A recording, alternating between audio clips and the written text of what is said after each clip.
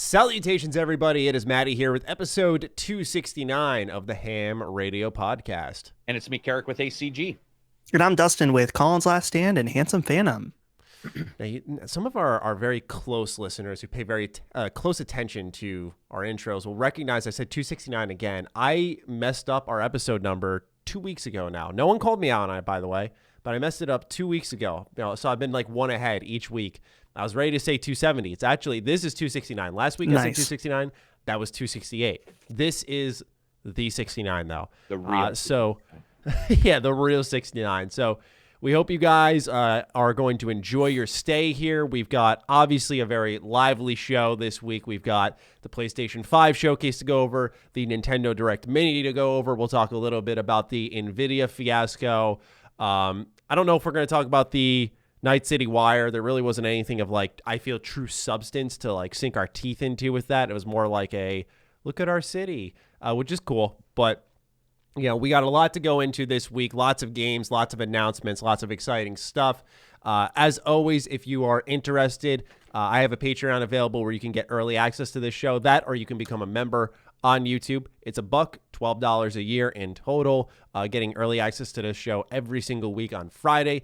If you want a little bit more from us, we have Extra Slice of Ham. It's our supplemental show that we do every Wednesday. We skipped last week. I made the call on that because there was no, usually we cover like little game snippets or random topics on that show.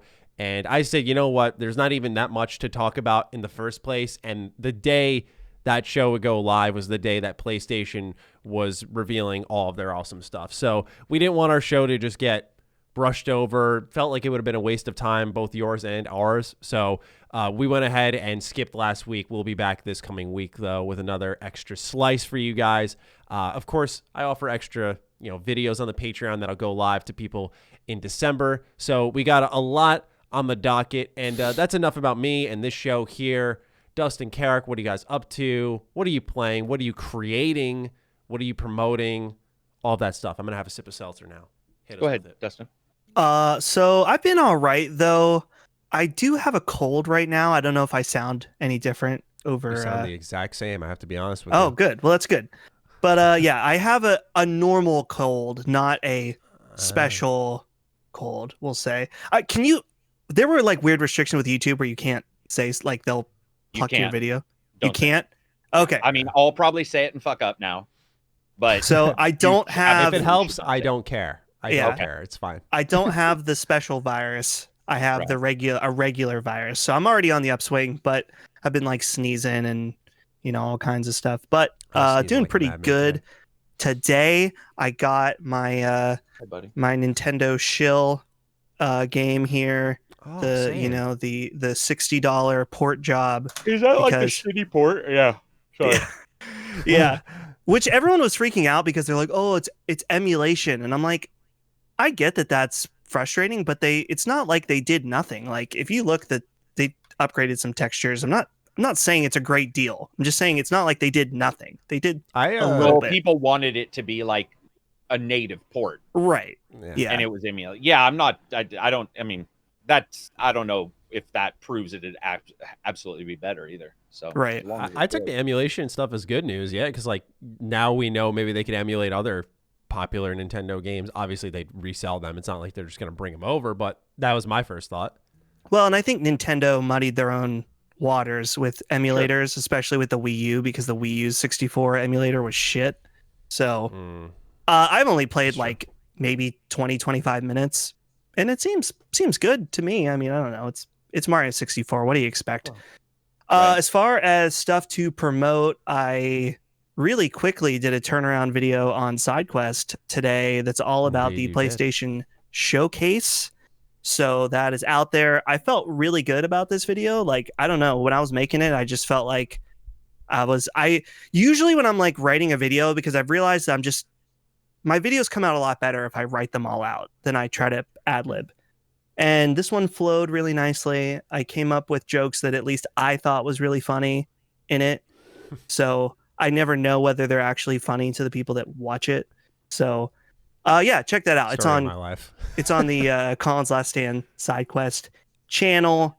And yeah, I thought it turned out good. People they don't like My, you know what? They may not have watched the video. They just saw that the video was positive for the PlayStation event, so they're, are disliking it. But that's fine. Let them dislike. They only fuel my anger. They don't realize, but a dislike is as good as a like to YouTube, man. Really? That's I didn't know that. Yeah, that's shooting you up. Technically, in all ways but one, a dislike is identical to a like. Yeah. The only way a dislike affects you is if you have a like for like number of video views with somebody else and you have more dislikes percentage, you will be lower than them. Interesting. That's that. By the way, Maddie, that's me using that one software that you remembered that I used in Twitter. Oh yeah. TubeBuddy. Yeah, because you can literally see your competition for the keyword and why they're higher or lower. It'll literally be like, here's why and blah blah blah. Yeah, the only thing, real quickly, not to go off track, but with TubeBuddy, I use it here on the studio computer. I've been messing around with it, and the only thing I've really noticed it's helped me with, and I don't know if it's because I haven't like sank too deep into it yet, but it's really just keywords, like for your description box, for your tags, for your title. And I don't know if it's made a huge difference. I don't know. Like, I've had videos with like the low SEO score, whatever they call it, do really well. Right, but the real question is, would they do really well if you did have it higher? That's fair. That's the fair. The thing that we don't know. Because I agree with you. At times I'll be like, well, this did fine, and I forgot to put the tags in the video, which has happened before. Oh yeah, same. But you know what? I realized later it was because it was ACG and I was pissed about something. So and that'll get more clicks because that people like to watch that. I don't know, but I can say for me it helps seeing it'll tell you like, have you been linked to Reddit? What forum? Which Reddit forums? Where I did like that. Are. I noticed that the Twitter awesome. thing. I think that's really cool. And I love going in because like sometimes somebody will be like, this is awesome. Somebody will be like, I don't like him. And you're like, who cares? This is about the game. If you don't like me, go check out this. You can interact. I interact a lot on Reddit because of the TubeBuddy in particular, because it shuttles you over. Yeah. So that's been helpful. But yeah, I agree. There's some tools for, looking at video and competition that I think is useful for looking at word share competition, and sometimes I'll find a word I just didn't use in a video. Like I'll look and I'll be like, I've covered every tag. And then I'll be like, for example, Wasteland 3. Wasteland 3 is, strangely enough, different than Wasteland 3 review. And I will often forget Wasteland 3.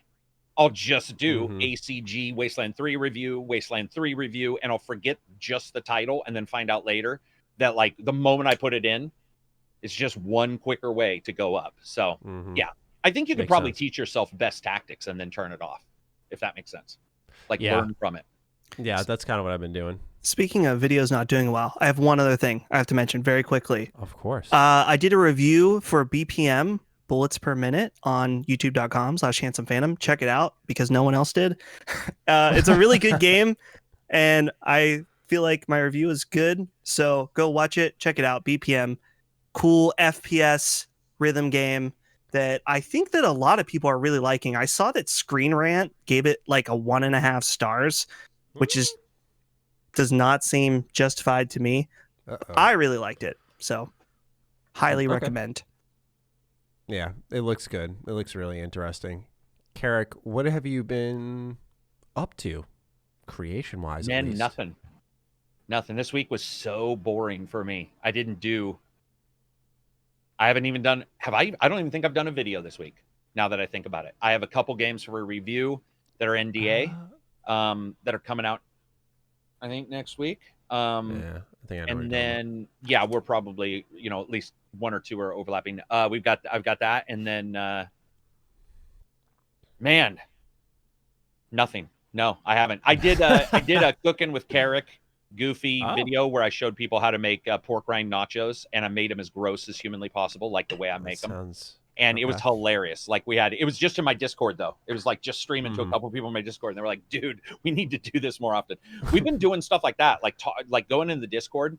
I've been streaming a lot of games in my Discord. I saw you were doing Ghost Recon again. I was like, we what's did 6 happening? Hours of Wildlands. Well, why? Fun with a friend.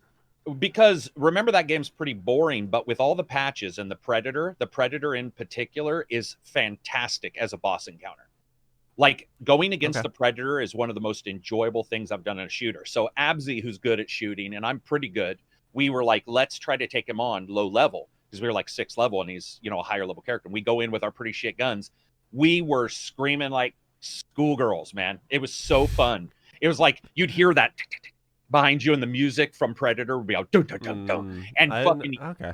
Oh, dude, it was so. We played good. about 4 hours of attempts, never succeeded. 4 hours against him, and then played, you know, normal Wildlands. Yeah, well, it's better than Breakpoint. Breakpoint is the, that I mixed sequel. them up. Oh Wow. no, we ain't playing Yeah. Breakpoint, dude. I'm not a fucking idiot. I mixed them up. Okay. No. Forget what I said. Forget my Okay. questions. No, not Breakpoint. No, Wildlands is just sort of a blog game, but if you get this Predator stuff and all that, and you get some fun friends, you know, Wildlands is a good step above Breakpoint. So that's what we were doing, yeah. And okay, that makes a lot more sense. you know, I'm trying to think, bro. I don't have. Oh, we did a YouTube stream. Holy shit! What a debacle! What the copyright claims, dude. Yeah, same. Not only that, now they copyright me before I go live. I checked yesterday. I typed in no lie. I'm going live. I typed in ACG and it was like, boom, YouTube stream demonetized. Hadn't even gone live. Like just typing in letters ACG. 26 claims on one single video, including me saying, sup everybody, this is Karak with ACG. Not only that, they refunded every single donation. So all the people who gave super chats got refunded. They instantly demonetized the entire video. They were like, this is not a copyright claim, but there are, you know, claims on this. Wait. Oh, I didn't know that. So if a video gets demonetized, the super chats get sent right back? Here's how I think this occurred for me. I think mine got demonetized while I was live. And that would make sense. Yeah. Wow, because that's crazy. I was sitting there going, well, it did okay. It didn't do near as good as like if I'd done it on Twitch, but we had, you know, 2,700 people watching. So that was fun because it was back on YouTube. And right. We had a lot of tech issues too with YouTube, which we have never had. There's an adjustment there for sure. Yeah. Yeah. And yeah, man. Yeah, they demonetized. I mean, it was just claim after claim. I went into my email right after and I looked at Gmail and it was just like, oh, your video has been claimed. And I was like, okay, it's music. But it wasn't. It was just me and Sleeve just being like, so do you like chicken fried or what? And they're like, copyright claim from like third party Azabab, some weird company. It was just like whatever. So that was my big enjoyment. Yeah, I got hit with 9 after my PlayStation 5 stream. Yeah, I got hit with 9. I was just like, all right, it's you know, I expected it. I literally said to my girlfriend before, I said, this thing's going nowhere fast. I said, PlayStation's gonna play some like fucking stupid pop song, and that's it. It's over. Yeah. That's it. And I should have known that at minimum that was gonna happen. I just was so accustomed to Twitch. And it's been a long time since I did YouTube. But yeah, that was pretty much my week. It was fun. It was fun to try it out. Yeah, I get that. Yeah, that's what I've been doing. I streamed twice this week because of the PlayStation event and the Night City Wire. So hopefully next week I should just be playing a game. That's what I started streaming on YouTube for. But when I started, they were like, here are all these events. And I was like, okay. Yeah, right. I'm going to go live for those too. But I'm looking forward to getting back to that because when we played Fallout 3 with like a huge audience, that was extremely fun. Yeah, this week I'm trying to think. I'm still going through Trails. I'm halfway through Chapter 5. I just want to put that game behind me now. Like it's kind of like Dustin's Ghost of Tsushima. It is just fucking hung, bro. It's just there. And so I just need to finish this thing. So this weekend I might not even touch Mario. I might just go all in on Trails and just say like, you're done. Like I'm killing you off. But against my better decision making, I decided to start a MMO yesterday out of sheer curiosity. Phantasy Star Online 2. I gave it a download and I tried it out. I had no idea they had announced. I shouldn't say I had no idea. I didn't know what it was, but they announced this thing called New Genesis, which is a lot of people have kind of explained it as like a Realm Reborn for Phantasy Star Online 2, because now that they have a global audience, they're kind of investing in it. So for those who don't know, new graphics engine, new gameplay. It's much more open world almost, instead of like these instanced tiny locations, and it looks like such a step above the base game. Yeah. So it's out now. The New Genesis isn't out till next year. Yeah. Okay. Next year. It's the way they're marketing it is so confusing. I spent a good chunk of my afternoon once I got back from GameStop researching this, trying to figure out like if I play Phantasy Star Online 2, can I import my character over? And they're saying like you can't bring your skills or something. I don't know. So if anyone's listening right now and they are a Phantasy Star Online 2 fan, and you can give me like direct, like, can I take this character? Like, should I invest my time now or should I wait for New Genesis? Let me know, because I really like the combat in that game. I was playing as a bouncer. So you had these things called I think it was called like jet boots. And it's very action heavy. You have an attack button. You've got, at least on the controller, like 6 different map skills. You can switch between 2 other weapons, and they have their own map skills. They're called photon skills. I just thought it was very action heavy. I've just been looking for a game. Like, what I want is this one train ride that never stops, that just keeps going. I need that one game amidst all the other pit stops that are going to happen, right? Like, I need a home base to return to. That's not Destiny. That's not Destiny. I saw you lean in. I saw you lean in. And it's took Destiny, a breath. dude. You just, I will guide you, Matty. I will take you in. I will caress you and lead you down the path of Destiny 2. Maybe, because the thing is I want to play Final Fantasy 14. That's kind of like the dream. But I heard that's a time sink. $15 I heard it's awesome, a month. Yeah, but it's a lot of gameplay to go through. A lot of people say try the free trial, but you need to set up with an email that hasn't used a free trial, and I didn't realize, but I used one 3 years ago. So now the free trial has access to Heavensward, so you can just get like hundreds of hours of, or over 100 hours of content for like free for a whole month before you sign up for anything. And I think that's definitely a very attractive offer. I would love to get into Final Fantasy 14, but Phantasy Star looks interesting, so I started that up. I want to go back to it, but I don't know if I should just hold off and wait for New Genesis, or if as they merge, my progress will be rewarded. Did you play the original at all? On like the 360 and stuff? On the OG Xbox. Oh, the OG. Yeah. Oh. No, Fantasies. See, I didn't realize my only experience with Phantasy Star, at least the online setting, was on the 360. I think it was like an Xbox Live arcade game or something. I think, was that Phantasy Star Universe? Yeah, maybe. And I remember playing that a lot. And yeah, that's the one that was on 360. I grinded that one a ton. And so that's my only knowledge of the franchise. Dude, I played the original on the, well, not the original, but Phantasy Star Online episodes 1 and 2 on the original Xbox. And man, it was the Wild West, because there were hackers like crazy. Like, people were playing as Sonic, and there would be like people, like somehow those like people, I don't know if the models were in the code for some reason, but it was crazy. I mean, I had a ton of fun, and it was like one of my first online MMO experiences. Right. And so I really liked that game. So I'm really interested in checking out the second one, but I think I'm with you that I'm probably just going to wait until this new version is out. Yeah. But the issue is like the MMO space is about to get like really interesting, because obviously you got Final Fantasy 14, but then people are talking up, I think it's called New World. I think that was like the Amazon MMO. Oh, damn. No. I saw Fighting Cowboy talking it up a little bit. It's the fucking worst thing you've ever experienced in your life. Imagine Ark worse as an MMO. Oh, no. Dude, there are like blistering comments in my Discord about it. Blistering. And I tried it. It's blisteringly bad. It is really unredeemable as a game. And that is not me joking. That's no hyperbole. That is a piece of shit. Oh my! All right, well, that's me nice. It's the first time I've ever been truly almost mad at the development of something, especially because it's Amazon. I think they have the money where they should have been able to roll that out. But Crucible being remade, which is weird because the name Crucible means that, it's fucking it's horrendous, man. It will not make it interesting unless you think a car crash that everybody wants to never see again is interesting.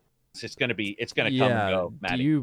Do you mind like just not explaining? Yeah, it's bad in every way. It's bad graphically. It's bad sound wise. It's bad class wise. It's not fun. Animations are terrible. That's all I need to hear. No, dude, it's a shit game. Like it's so weird because it's so stunningly odd that we see it that way. Because I don't believe it should be that way, because it is Amazon. You know, they got the resources, right? And this was supposed to be their thing. And I think you will see a lot of people doing some of those not investigative pieces, but you know what I mean? Like, how did this go wrong? Where I hate those terms, you know me, I hate the clickbait, like, the real reason why so-and-so hates so-and-so or whatever. And you're like, fuck off. But with this game, I will want to watch a lot to see if we find out that background weird shit. Right. Makes sense. Yeah. Yeah. All right. I haven't looked into it at all. That's why I was like very caught off guard because I think it was Fighting Cowboy I saw who did seem to, he played a lot of it. But yeah, I was just saying between that, Final Fantasy 14, now New Genesis, and I think there was one more MMO, Ashes of something. I think Ashes of Creation or something. Like those 4 seem to be just like MMOs that are all like about to just clash in the beginning of 2021. So I feel like once 2021 hits, I will have resolved this saga. It's just that I haven't had the MMO bug since like RuneScape 07, sort of, where like it was just at its peak. I adored that game, and I just want something like online, I should say, to grab me and kind of keep me in its space, like that game did. And I don't know. I keep looking at some of these live service games. Like I was thinking maybe Avengers would be it. It wasn't. Right. I keep looking at these live service games, and I just think like the nature of AAA live service is just such a fucking shit show. Like it's not worth it. And even when I think it was relatively done well off the bat, like Division 2, like it just didn't grab me. I think an MMO is where I've got to be to, I guess, find that, because I feel like that RPG aspect, the questing, the raids, that shit, I feel like I can get into that a lot easier. I feel like it's more tailored towards me. So I've at least narrowed my focus a little bit. Maybe Destiny 1. Combat's probably the best combat, though. Oh, God, dude. It's awesome. I hadn't played it since the Dreamcast. So, well, maybe awesome. I played the Xbox, but I for sure played the Dreamcast version. Yeah, it's like I was in there and people were like, dude, it looks pretty dumpy. And I'm all, I don't fight. It doesn't matter. It's like that game is it is so fun, so dumb and fun that I could see just jumping in with people and being like, let's go hunt this. Yeah. It's just, see, I got 4 of my friends to hop into it, and one enjoyed it, not a lot. I liked it. I was like, this is fun. Like I could totally see myself playing this more. One abhorred it, like instant uninstall. Like okay, he was yawning. Oh, he was, gotcha. Yeah. Like he was. I told him, I was like, bro, you're fucking obnoxious. I said you don't want to like this game, right? You ever get that friend? You're like, yes, I've got one friend who's. Yeah. He's just. I was like, bro, you just don't want to like this game. I was like, liking something takes a little participation, at least in my opinion. And then another. We were in the middle of like this raid mission, and he just fucking left in the middle of like at the last 5 seconds. He's like, this is too much. And I was like, bro, you just had to wait 5 seconds to get your mission reward. I was like, what's going on? Last night, bad vibes. I'm going to try it again. I'm like gotcha. I'm keen on it. I liked what I saw. It tickles a little anime part of me, but also the combat was just fun. At least the jet boots one, it was good. So, dude, yeah, it's and a lot of different skills that you can get. It's very enjoyable. Yeah. I thought it was fun. So I might return to it, but like I said, this weekend I'm gonna try to power through Trails so I can talk about something else in our pre-show here. With that, gentlemen, should we get into the main stuff? Let's do it. All right. Let me go ahead and bring up the article. So I'm sure, as you guys have already heard, this week PlayStation 5 had its showcase. Lots of games, lots of dates. Now, I want to leave it up to you, gentlemen. I didn't think of this before the show. Do you want to talk about everything surrounding this event, like the way they delivered details after the fact, the pre-orders? Do you want to talk about that first, or do we want to hit up the games in a sequential order? What do you guys want to do first? Flip a coin. It's probably better to just cover it as whatever we decide to talk about as a sort of a cloud discussion, because going through each game would kill me.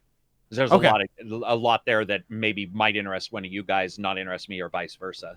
Okay, so let's just, do you guys have a game that stuck out to you, or a thing that bothered you that stuck out to you? We can start the discussion anywhere. I'm just throwing, ladies and gentlemen, we're usually more prepared, but I just want to throw this one in the air. Did you guys both do videos? Yes, I did. Mm-hmm. All right. Well, I didn't, so I'll go first. Mine's short. Didn't like it.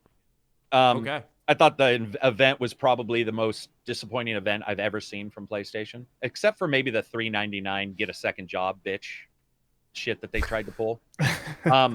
Dark Souls looked great until I realized it looked like a PC game. except for the lighting, which was phenomenal. Dark Souls. Demon Souls. Thank you very much. So very interested in Demon Souls. Already had been told everything was coming to other systems, even though Sony lied about it. So that was really disappointing. I had already known some were coming, but to see so many right afterwards, be like, Horizon is for sure on PS4. It was sort of disappointing because there's some lost desire on my part to jump into the new systems when everything's on the old ones. And that's also a bonus to the old systems because they look so good. Like Spider-Man looks amazing on the PS4 Pro. And so the idea of like Miles matters a little less to me just because of that. And certainly the remaster. Like I won't be jumping into the remaster. But I liked Demon Souls. I thought that was but we all knew. See, that was another thing. Sony pretended like they had some monster. And they always do. Sony's like, they always pretend like I have a third testicle. And they show up and then you're like, they don't say anything. So it gets to the end, and their ending is a fucking title screen, which, by the way, people used to bitch about all the other companies who did that. They show a fucking title screen, who, by the way, I think I told Maddie this. I tried to do an interview with a certain person on that dev team less than 7 months ago who hadn't had their first meeting about that game. Meaning timing-wise, 2021? Just saying. That's what I said in my video, dude. Oh, okay. Okay. So I didn't want to. Yeah, I'm not going to. No. I'm just in agreement. I did say it in. I was actually talking in Maddie's Discord, and I was like, I don't want to diss on anybody, but I don't believe that 2021 for these reasons. Like I have the receipts.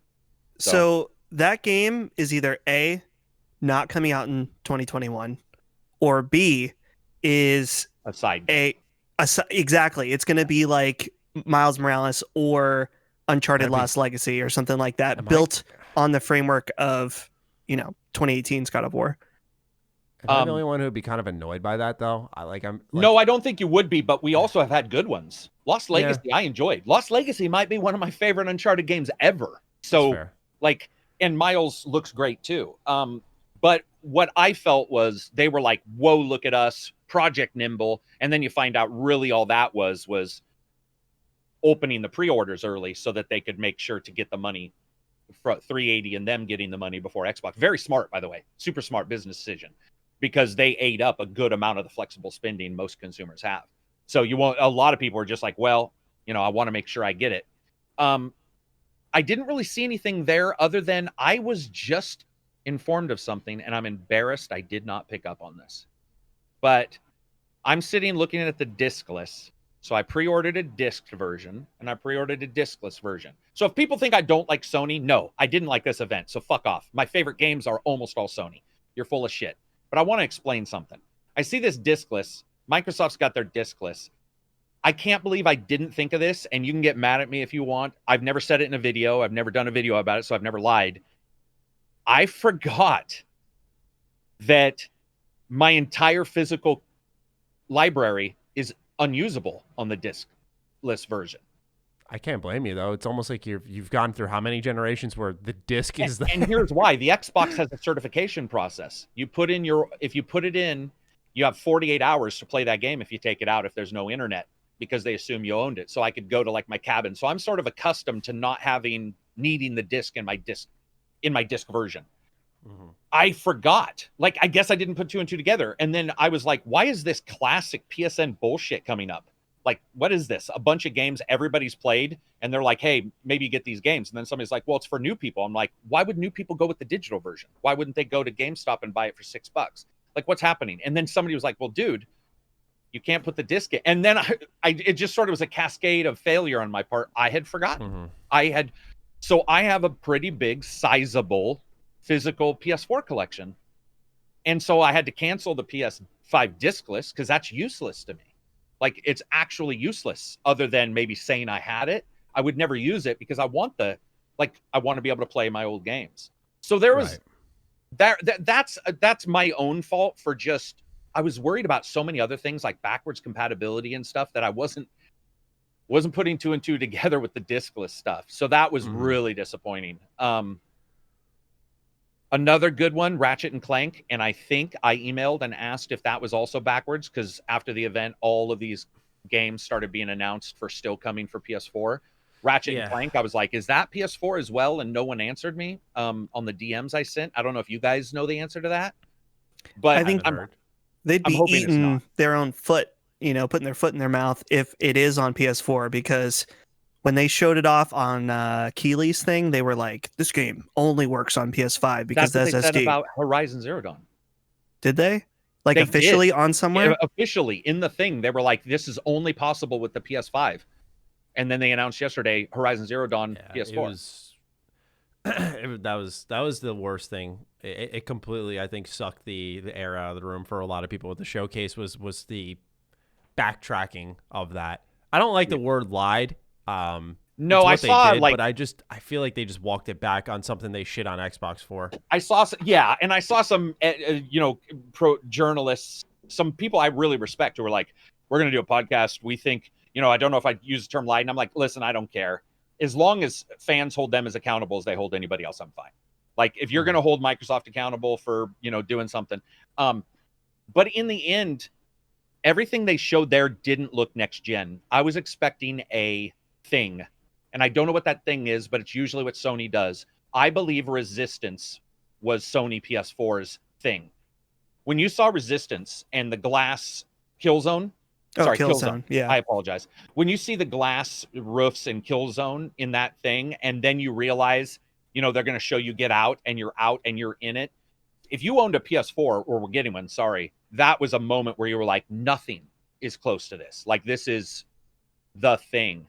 And I feel that for this event, man, it wasn't what I was hoping for in any way. It was just really a letdown. I wanted one big thing, and I didn't want it to be a title for God of War.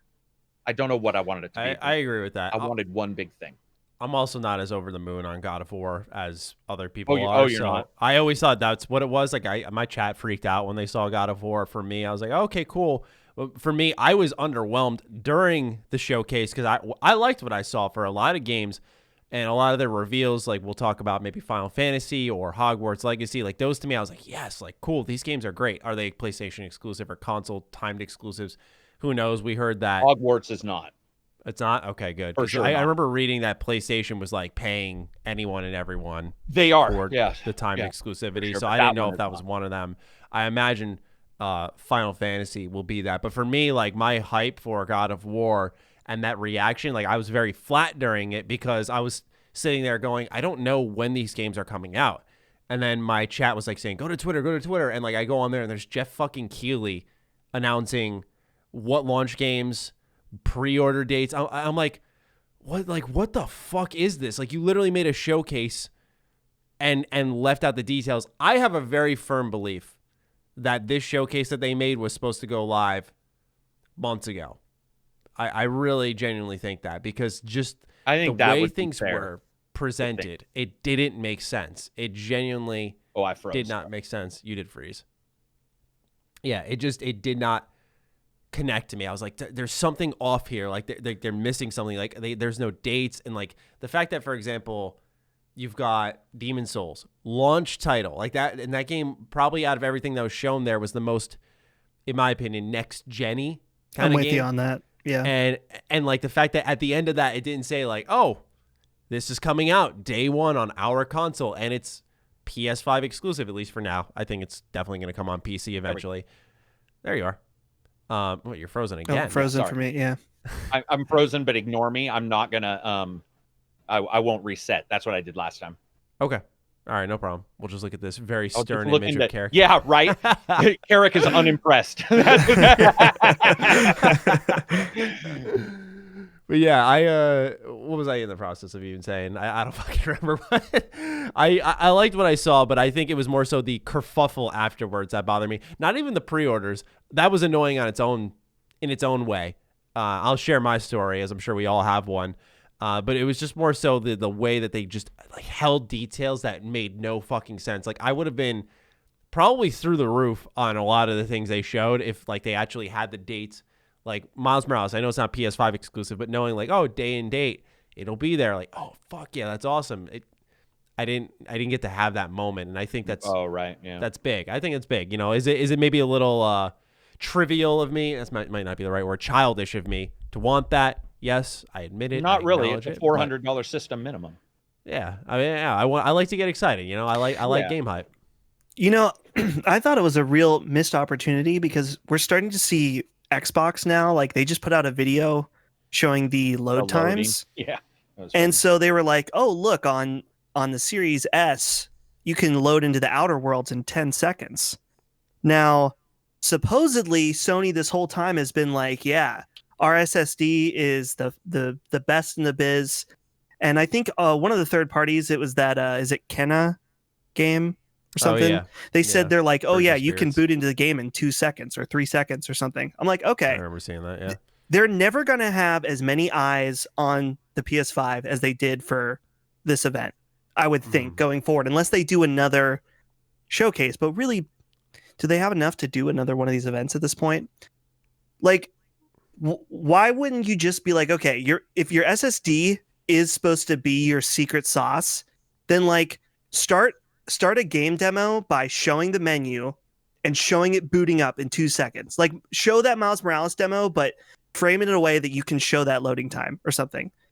It's not essential, but I'm like, to me, it just seems like a missed opportunity of something that would have been like, imagine like people sharing a GIF of like, look at how fast Spider-Man loaded.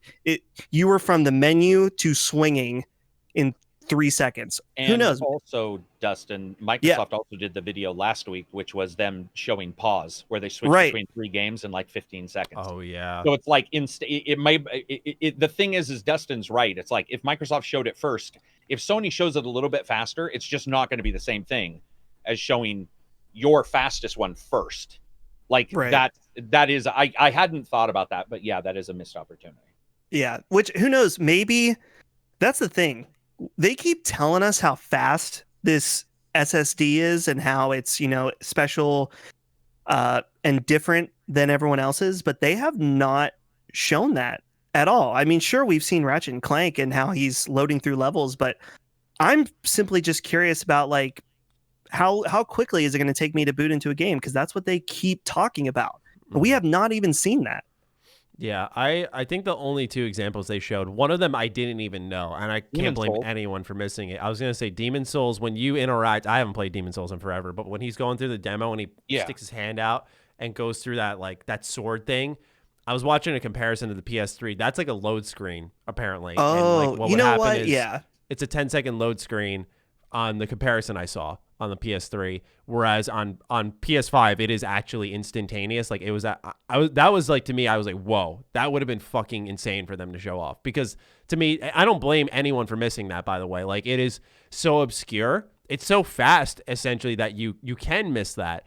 But yeah, the only other example really is Ratchet and Clank, and that's because they literally like jam it down your throat about like, we could not do, like you said, Dustin, you can't do this with the PS5. You can't do this with the without the PS5. Sorry. And so that's the only time that we really saw it. But I feel like Demon Souls was the one time we saw a true, like, this would have been a load screen, and you've now transitioned to areas in a heartbeat. And that's, I think you guys might be onto something though. That's a remake. Spider-Man is now what we know on PS4 and PS5. Horizons is as well. What we may see is that only shown when it is a very specific 100% made for, like Ratchet. So if Ratchet doesn't come out for PS4 as well, that might be. So one of the things people forget is true bandwidth on NVMe. There's various things. So that's the theoretical max.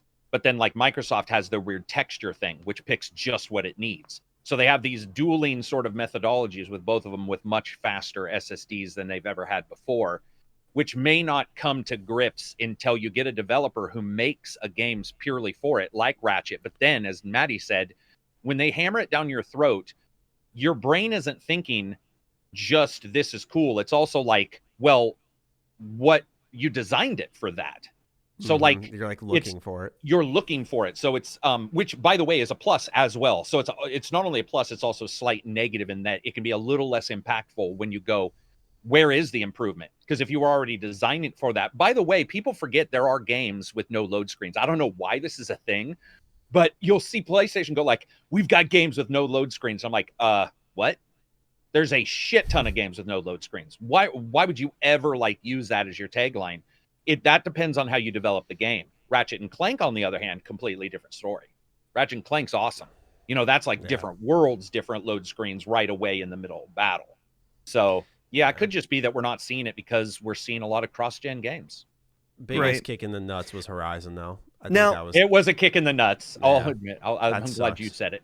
One thing about that, Colin shared this on Sacred Symbols, that he seemed to have a source on this, that game was being developed for PlayStation 4 initially. No, he is right. So on one hand, I'm like, yeah, Sony probably should have just been, I mean, not probably, they definitely should have just been upfront when they revealed that game that it was going to be cross-gen. But because I feel like if and just done PS5, right? Right. Yeah. We could have also done that. A full migration, yeah. Yeah. I mean, I don't know. I guess when I will agree that it is disappointing, I think.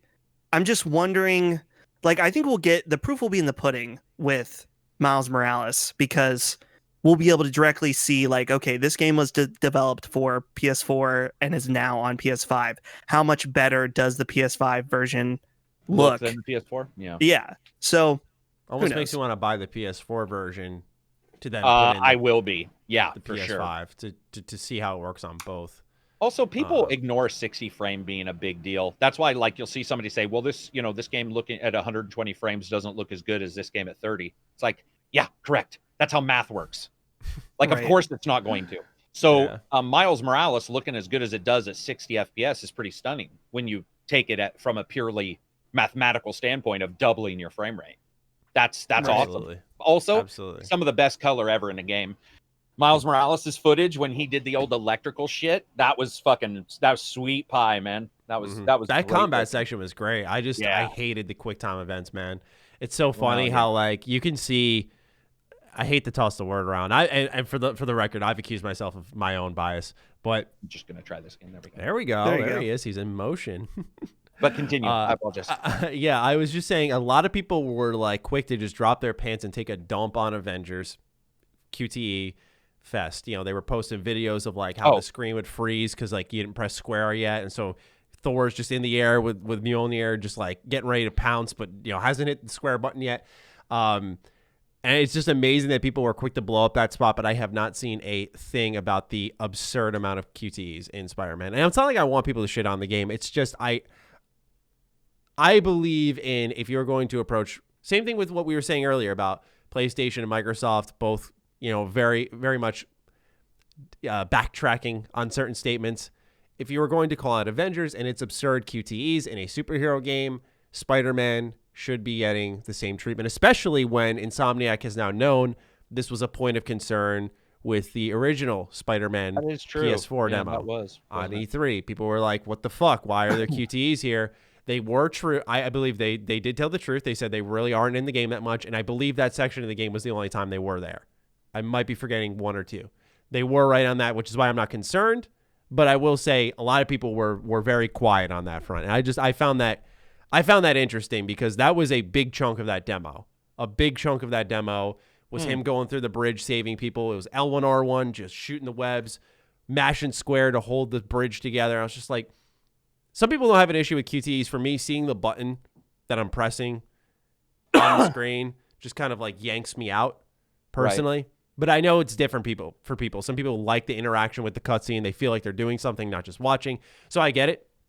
But I always found that quite interesting, how the response was very different. I have a question for you guys to pivot a little bit. So let's talk about this pre-order madness. Okay. Let's do it. So, because Karak, you kind of, just if I'm correct, were acting or not, we're saying that you think that Sony intentionally released them Wednesday night. Oh, what? No. That's kind of, well, okay. I'm sorry. I must have been confused then because I thought that you had said something about the plan to get them out so people would spend money before the 3080. Oh, no. Oh, so with the 3080 and the PS5 taking more money because Xbox is next week. Okay, good. Because it was a smart move on doing it quicker. Right. So I saw some people then, okay, so not necessarily Karak, but I saw people on Twitter saying that they thought that Sony had intentionally put out the pre-orders early, despite saying they were going to be the following day in order to make like a feeding frenzy. I don't know anything about that. Okay, yeah. Do you guys think that's possible? Or 100%. Yeah. See, because this has been the confusing thing for me, because I thought that may have been the case, but Walmart put out a tweet that said, "Make you wait to get the new PlayStation 5? Nah, that's not like us. Go on, pre-order it now." Yeah. And they were the first to go. And then like there was a little bit of a pause, and I'm imagining someone at Target was like, fuck, they got their pre-orders out. Should we go? We're told not to go till tomorrow. And they're like, go for it. And then it just like all went to shit. When I said yes, I meant yes, it's possible. I don't actually think Sony wanted to go the day before. I think that was right. Yeah. Because I've worked at a company where, you are doing pre-orders, and if somebody goes before you, you will want to go. Then you're not a fucking idiot. And Yeah. if they're available, but remember, obviously it's a serious deal. I'm sorry. Because Microsoft has stated they will reduce your pre-orders if you do it for the Xbox. So right.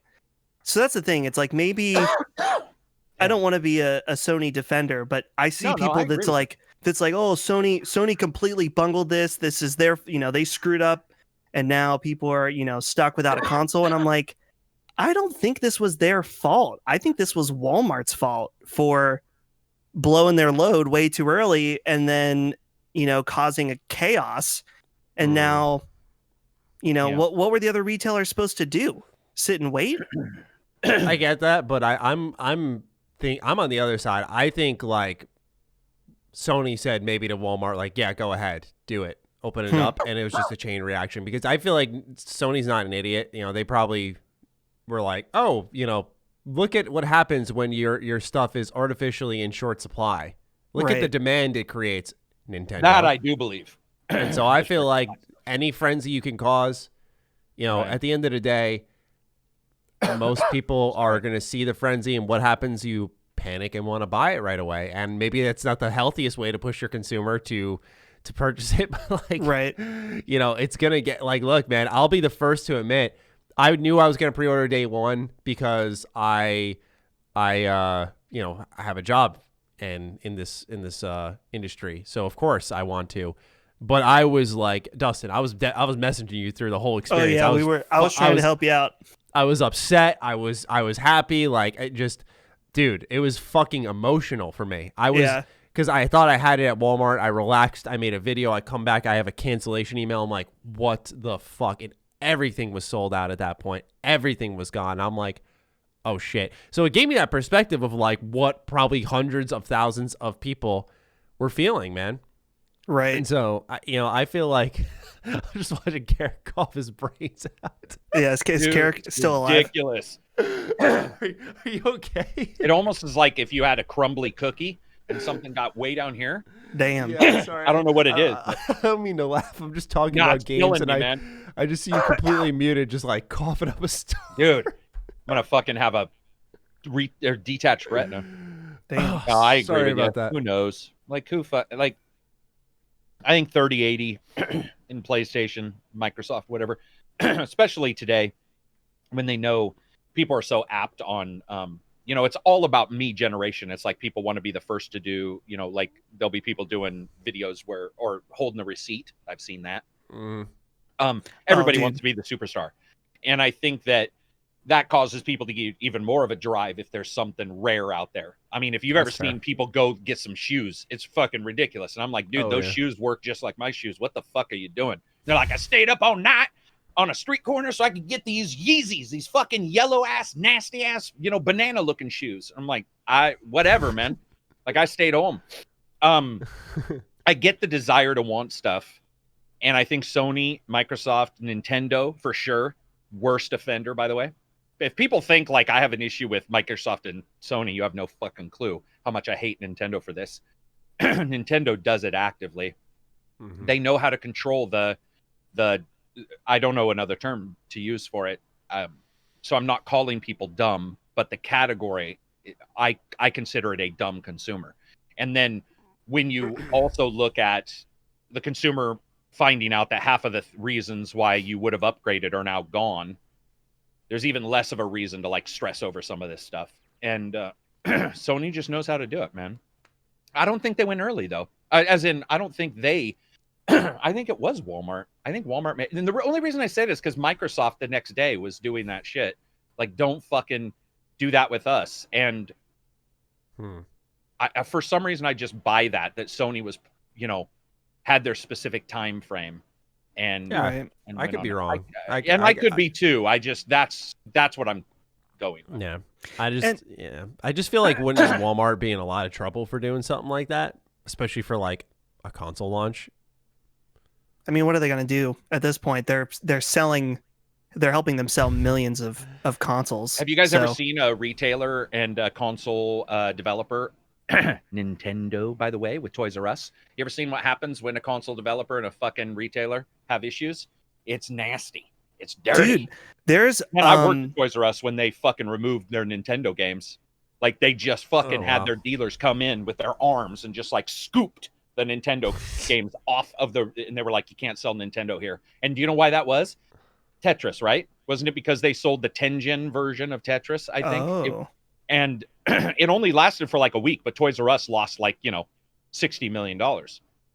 And so I don't think they want to. Toys R Us, man. Fuck. I don't think they want to have an issue. Fucking There's Toys R Us. there's a book by a guy I know. He wrote Console Wars. They're doing a documentary on it. Yeah, it's an awesome book. There's a lot of stuff about Nintendo doing real shady shit, like Very shady. making deal. Like, they made a deal with Walmart, and they were like very like, do not sell Sega stuff. And so like Sega set up specialized stores near the Walmart headquarters, and they set up a Sega store where they were like, had people come play the game. They're like, this is great. Where do I buy one? And they're like, well, you can't buy one here. So everyone would go to Walmart to buy a Sega and ask for it. Yep. And it worked. So it's a really a lot of guerrilla marketing stuff. If you guys get a chance, read that book. Yeah, that book is and there's a documentary coming out next week. Dude, I bet he would come on the show if we wanted. So at some point. Hey, guests are guests, man. He's a cool dude. I'd love to have one. He also did a great book on the founding of Oculus and Palmer Luckey, which is a really, really good read. But anyway, we were talking about PlayStation. I don't know if there's... Let's talk about something else. Yeah. Let's talk about... Microsoft is like, we won't raise our prices for our games. And Sony's like, go to our website. All of our games are $70. What did you guys think of that? Just $70 games in general? No, that Sony announced that all of their first parties from now on will all be at the new inflated price. See, I said it in my video, I don't know how many people agree with it, because I understand with like some of the conversions, like people are paying astronomical prices for their games now. Like my friend, the Gamers Joint, he's a YouTuber who focuses on a lot of Square Enix content. He lives in New Zealand, and he's paying like $140 crazy for a new game. Like he wants Demon Souls remake. He's paying $140. Damn, that is Australian though, and not USD. So it's not. I know. It's not. I mean, it's. I don't know specifically about with Australia, but it's not like a 1-to-1. No, I know situation. It's not. I think my editor's from Australia. I think it's 1 to like 1.3 or something like that. Like, there is a difference there, and I more so just am giving perspective. Like, I know a lot of my viewers from Europe were really upset with the new prices. It's so for me, when it comes to at least in where I live, a $70 price tag, if it is like a PlayStation exclusive that's got that good quality, like we've come to kind of know for most of their games, I don't mind paying that price tag because I understand that a lot of resources go into that. But like when it comes to these, I put in quotes, next gen upgrades that I always go to this example, but like 2K, with the 2K basketball games, right, offering their next gen, like fuck that, like no shot I want to pay $70 for that shit. But what's gonna happen is because now PlayStation has literally kicked the door down, everyone's coming in, so you're gonna see pretty much everyone start to charge $70. What I was interested in seeing is like Miles Morales, I think was $50 on PS5. I think Sackboy was $60. So I believe, I forgot where exactly I read it, but I think it's up to the teams making the games. Like you can, just like we've seen now, but usually we saw either but Miles 60 was or originally 50. going to be 40. Oh, but Because it that's got just Miles you're talking about. yes. It's I'm talking about Miles 50 and for Sackboy. Miles. It was 40, and now it's 50, and it's 70 for both together versus 60, which is what it was. What it was. What do you guys think about that? I think the thing they're doing with, not to go off track, but like the thing they're doing with Spider-Man PS4, like can you put your Spider-Man PS4 disc in and it's a free upgrade? That's fucking weird. Yeah, dude, I there's talked so about many that weird things. Oh, did you go in for the it. video? Oh yeah, in my side quest, I was like, I have made the unpopular argument that sometimes upgrades should be paid if there's extensive work done by a studio. Some people disagree with that. That's fine. But in this situation, they don't even give you the chance to pay for it. It's like, buy this $70 version. If you want it, if you already bought Spider-Man, fuck you. Buy it again in this Ultimate Edition. Not cool. Okay, just so you know, this morning on Reddit, they said Sony announced that if you own Spider-Man PS4, you get Spider-Man PS5 for free. You might want to check Reddit games right now, because that might have been something that just popped this morning, but I read it and I was like, wait, whoa, that's cool. But I didn't dive into it. I didn't dive into it. The reason Reddit it came to game. mind was because I noticed during like the PS Plus collection thing they announced, which is kind of like that Game Pass competitor. I was like looking for, you had Bloodborne, you had Uncharted, you had like God of War, Days Gone. You had a lot of heavy hitters in there from the PlayStation 4 generation. I'm like, okay, so we're Spider-Man, like this seems like an ideal fit. And then you see that's being sold as like a remaster, they're calling it. Like they're already starting with remasters for the PS5. I was like, oh boy, like day one we got a remaster and a remake. They're not going anywhere anytime soon, ladies and gentlemen. Right. I hope you realize that. I'm just looking for that thing because yeah, let me know if you find it. It's just something Okay. that came to mind. Yeah, I think man, sorry. I think that when you look at all this, there's just so many. So, for example, the PS Plus thing just blows me away. Like, I don't think I've ever seen a more useless package in my life. Basically, you're going to get a bunch of games that, first of all, everybody who likes Sony would have already had. And then if you don't, you're going to want to make sure that you have a disc version, so you get the disc version of them, which I don't know if you will. Like that was a weird series of titles. Plus, they didn't say if they were upgraded and how they were upgraded. They just said they'll be there. Now, I'm not saying you shouldn't get that, but they also stated that you had to pay more. So, like, how much more do we know? Is PS Plus truly more if you want that little package? That's a good point. I don't see. That's the thing. They left a lot on the table. That's the problem. Is like that's what I mean by confusion. There's so much stuff that I just don't know where everything is, and I'm hoping it gets better. That's just that's the thing that could be explained on Twitter, but like the way they did like the launch games and stuff, like that was just fucking weird because there were a lot of games in that showcase I liked. Like Final Fantasy 16 looks incredible, that game, and especially now that we know the person who Naoki Yoshida, I think their name is, they headed up, him and his team headed up Heavensward, which is apparently one of the better Final Fantasy stories, and they're the ones who helped really turn around 14, which, you know, people go on and on about, as I alluded to in the beginning of this show. The fact that that team is what's leading the charge for Final Fantasy 16 means this stands a very good chance of not only being a well-directed game, something that Final Fantasy has lacked, but probably one that will not disappear off the face of the earth all of a sudden as well, because when you can come in and fix the mess that is the original Final Fantasy 14 launch and keep that on track, I trust that, and add to it as well and make it really good. I trust that that team cannot have a Final Fantasy 15 situation where they fucking like sink the game so low. And then there was also Hogwarts Legacy, which was finally revealed. Karak, I thought this one would like excite you because like you and I have been wondering. I really didn't expect it during this showcase. I felt like they had so many chances. There was the DC fandom.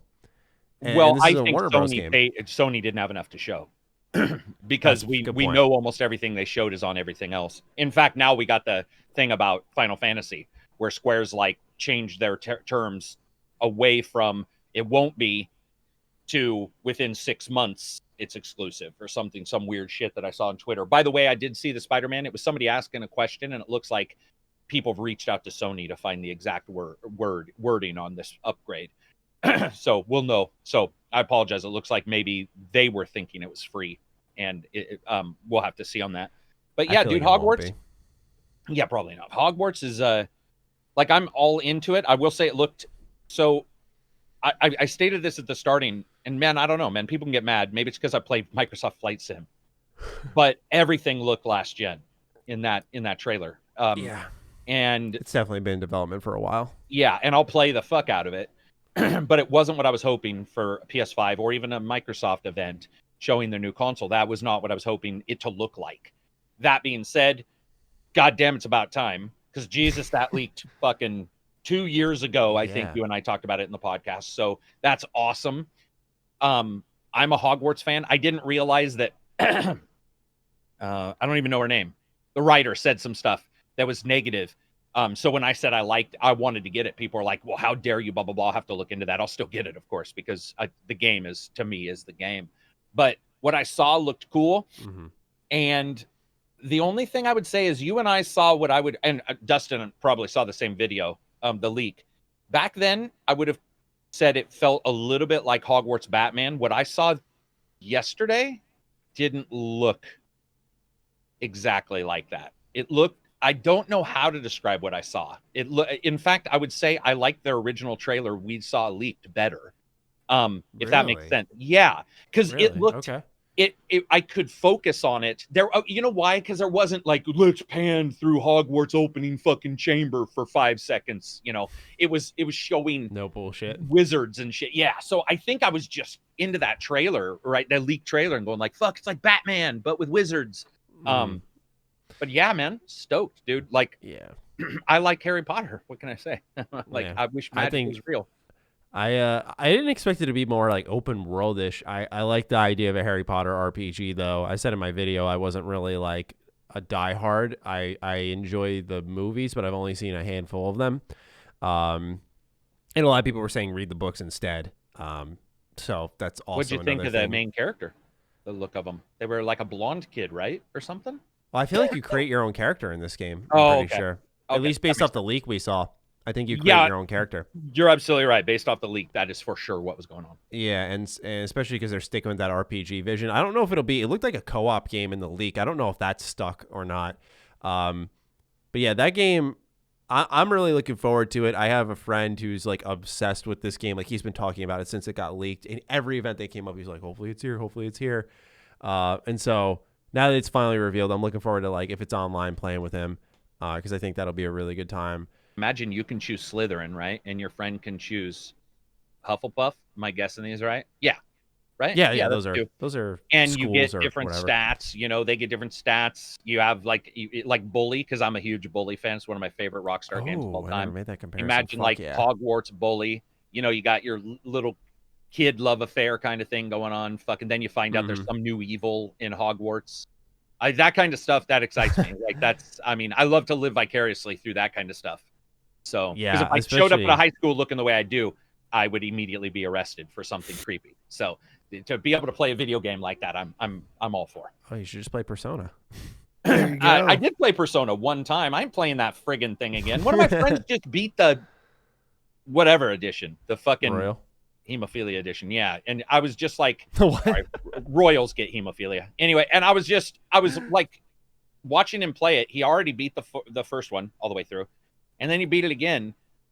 And I'm just like, dude, seriously, what was different? And he was like, well, you know, there was definitely some stuff added, blah, blah, blah, here and there. But I was like, through the time, right? Which is like, what, 140 hours? Would we? Yeah, I have 120 maybe? 140? I have a friend who beat it 11 times, so. Holy shit. Your friend is dumb. Hey, dude, yeah, that's the thing. Oh, fuck yeah. No, please. I fucking told him that. I was like, dude. I love it, though. I was like, dude, there's not, like, stop. Like, just That's stop. a fan, man. That's a fan right there. Yeah. I have another friend who played it like 4 times, and I'm just like, bro, like. That's a lot of times. Well, one's a fucking enough. One is absolutely 110%, especially how thorough that game is with telling its story. Like, it sticks with you. It's not like, true. Oh, I missed something that fell through the cracks. It's like a very well-paced story. Like, I just can't imagine it not sticking after that first play. That's a lot, man. Yeah, that is a fuck ton. That's the kind of fan you want, though, right? Oh, 100%. Or hope to have, at least when you're selling your new game. Yeah. All right. Is that all we wanted to talk about with the PS5? Seems so. I got a pre-order in, so Yeah, I'm good to same. go. Yeah. Though Man. Target, I do have 2 pre-ordered, and because I knew that one of my friends would fail and not get Sure. one. So I was right. So I have one for my friend Brandon, and I have one for me. Though a lot of people are freaking out now because Amazon put out an email saying, well, we might not be able to get it to you on launch day. Oh, yeah. I got that shit. I was like, fuck you. You're getting it to me. Yeah. I mean, on one hand, I'm like, they're probably just covering themselves because they know that it's going to be crazy. And so I'm wondering if it's one of those situations where they're saying that, but most people will get them on launch day, but they want to make sure that they let people know just in case. Or who knows, maybe it'll also be a shit show and people will be getting their consoles 2 or 3 days later. But I tried to get it at a store near me. That was the first thing I did because I was like, I'll go pick it up. Like, Right, that's right. fine. Yeah. Like, I was telling Dustin, I was like, I'll throw hands for my PlayStation 5. Dude. I don't care. So on Wednesday, we recorded the HP podcast, my show. Before we started the show, I was like, Brandon, call GameStop and see if they're doing in-store pre-orders because someone on Twitter just said they are. He called and the guy was like, yeah, we'll know in the next few days about pre-orders. Like, what? 2 days now. Literally, we called again within an hour, right? Because we were just like dicking around or whatever. So before we started the show, I'm like, Brandon, just call again. We actually called during the show, which was really funny.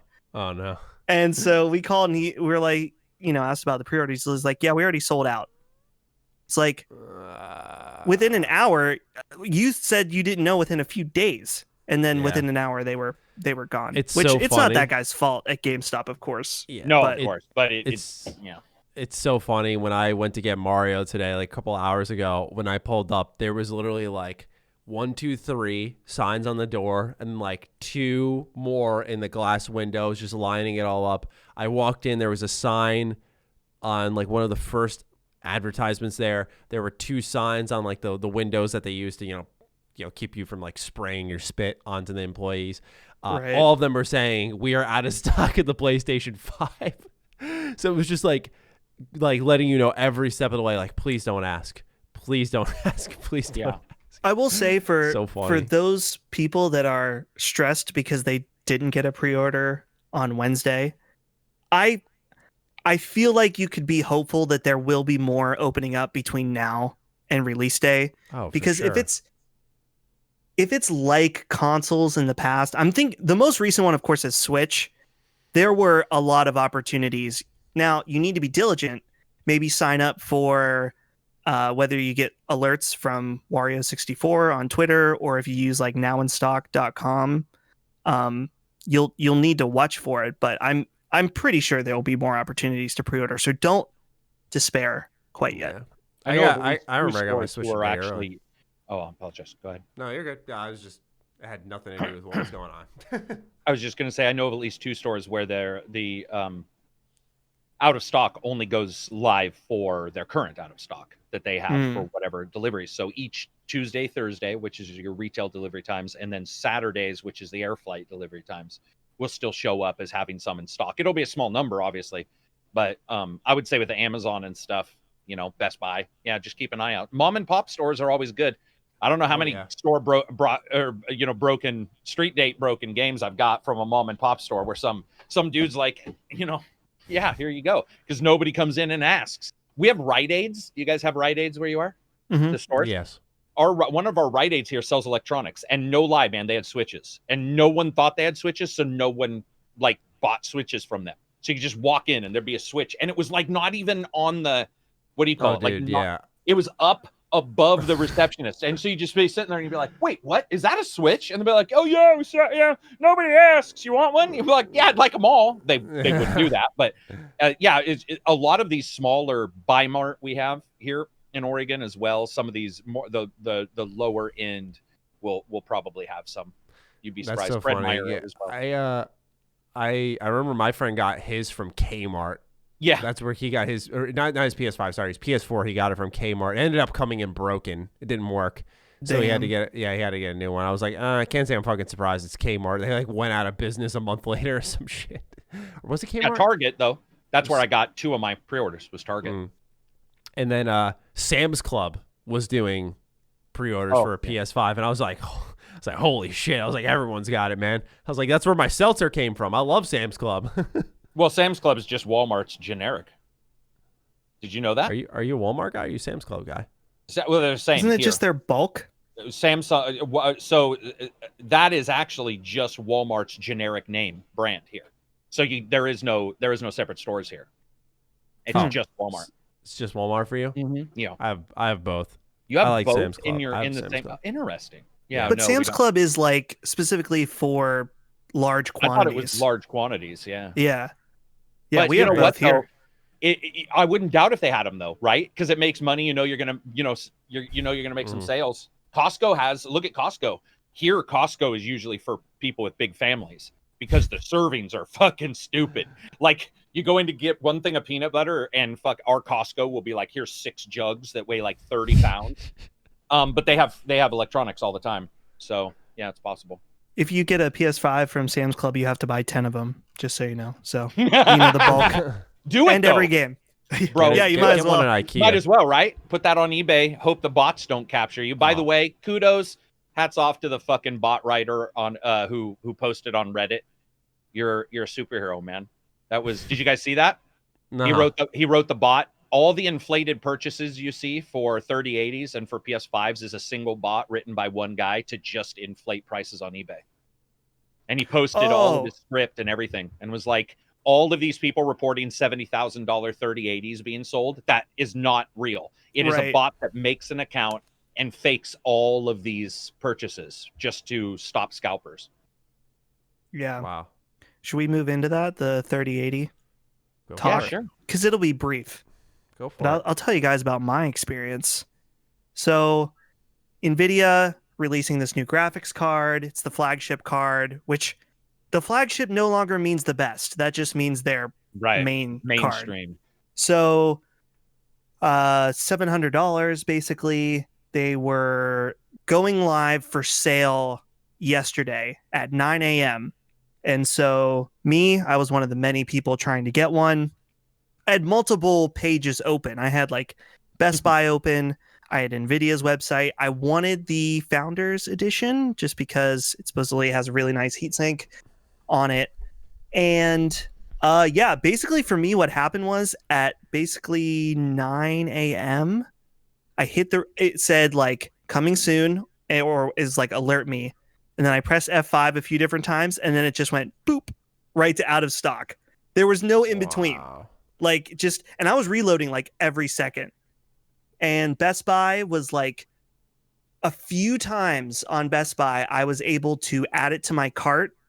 But as soon as it got in the cart, when I went to check out, it was like, fuck you, it's out of stock. Yeah. So, yeah, it was a mess. And from what we can tell, so there's been a lot of interesting talk about this because a lot of people on the Nvidia subreddit are acting like, Nvidia killed their mother or something because they're mad, which I get it. I understand being frustrated, but some of these people are livid. But apparently, so do you, Karak, do you know Gamers Nexus on YouTube? Oh yeah, Steven? Yeah, he's awesome. He put out a really great video this morning where he actually went and talked to a lot of board partners behind the scenes. And they said that the stock was very similar to the 20 series launch, but the demand is so high right now. And especially, obviously there's more interest in these cards than ever before, basically. Yeah. But sure. The thing also was people buying cards like crazy. Like during the, whole lockdown scenario, people were buying video cards like crazy. And it was a weird thing for that because, the 20 series was basically at end of life and people are buying up these cards like crazy. So I don't know. Was it a paper launch? Was it not? It's hard to say. What we do know is that scalpers were able to buy up I would say what it seems like most of the stock, as far as we can tell, because if you go to the Nvidia subreddit, there are like thousand, like you have a post yesterday that had over 30,000 comments of people talking to each other and trying to figure out how to get their hands on one of these cards. And also then there's just the dozens and dozens of eBay listings of people that got them. So what's funny too is that Nvidia went and made a statement there. Nvidia was like, oh, so our store screwed up initially, but we got it fixed, and then orders happened normally, and we know that there were some bots, but we're going and manually reviewing orders to try to get them out to legitimate customers. Everyone is really upset about this, first of all, just because the Nvidia store has no protection against bots. There's no CAPTCHA. There's no like sign-in required, which those things can be bypassed by bots. But they do at least help to slow them down. And there was none of that.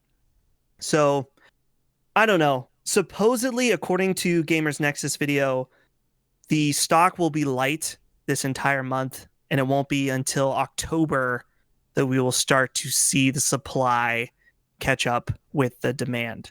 So, Karak, I know that you had some success. You were telling me before the show started, you had some success getting one of these cards.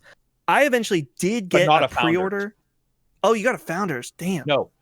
Sorry. Oh, no, not a Founders. I wanted a Founders like you. I actually wanted the Founders worse than I've ever wanted. Like the reports of the Founders are good. Their cooler is actually better. I was like, dude, this could be awesome. And that's the only one I fucking couldn't get. But I had the same thing you did with Best Buy. Same exact, where you'd go like, oh, I got it. And then mine would be all, well, you can't get it delivered. And I'd be like, what the fuck? Why wouldn't you deliver it? You can go to your store and pick it up. And I'd be like, okay, go to the store. And then it'd fucking be gone. Yep. And then the next time it'd be like, you can get it delivered. And I'd hit enter, gone. So I just had to plug away.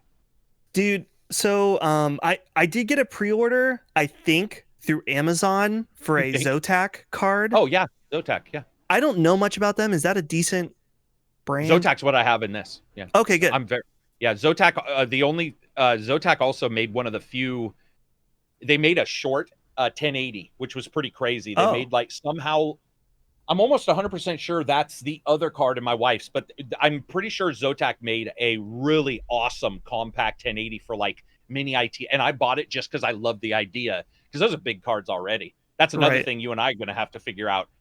It's a fucking PC slot nightmare. With one of these cards. I don't think people realize, especially for myself, every PCI slot is filled currently for me. So I'm going to have to figure out how to remove two. More, other than the video card one.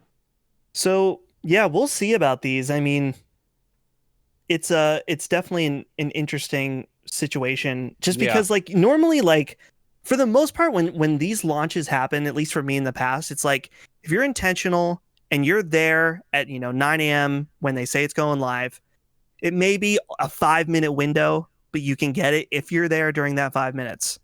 And this was not the case for this. This was like I said, within a refresh. So I just think this is, dude, the fucking demand for this. Dustin, when they did he pulled it out. I remember when I was joking when he pulled it out of the oven.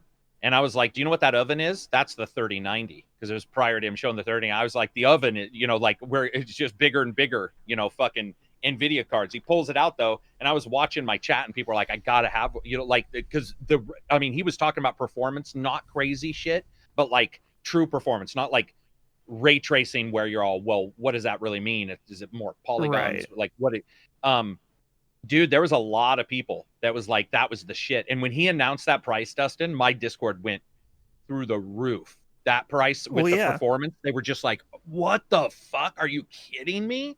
So, I mean, it's just a good deal. So one other thing I want to mention, there's a YouTuber that's kind of he's like a rising YouTuber in the PC parts, whatever. His channel is called Moore's Law is Dead. He had a really interesting video where he talked about having inside sources saying that it was specifically part of Nvidia's plan to make very few Founders Edition cards because they were loss leaders to get people interested in the product. And then the real way that Nvidia is going to make their money is off the aftermarket cards with aftermarket coolers and stuff like that. Since you like this Zotac card is that I pre-ordered was 730, which is actually not too much of an Yeah, that's increase not too compared to much. some of the EVGA ones are like Yeah. significantly 800. more expensive. Yeah. Yeah.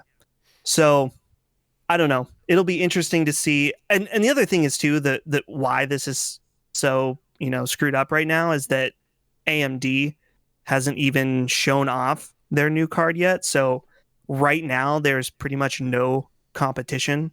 Yeah. So yeah.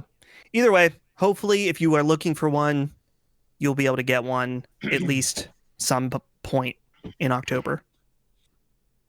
Yeah, I need to upgrade personally. So I chose the wrong time to upgrade because I'm just like, why did I wait till like now? But I heard that AMD is doing some type of thing in October, I want to say. So part of me was like, I might just wait that out and just see what they're doing before, because I want to build like a whole new rig. Right. Mine's not really outdated, but I did make it in 2015, and I tried to future-proof it a lot. Like, it had 32 gigs of RAM. I had a quad-core processor, i7. So, like, it's not bad. It's a good PC, but it's definitely getting on in age, I would say, where I think I'm just going to start over and build something new. But I don't know what you gents would suggest.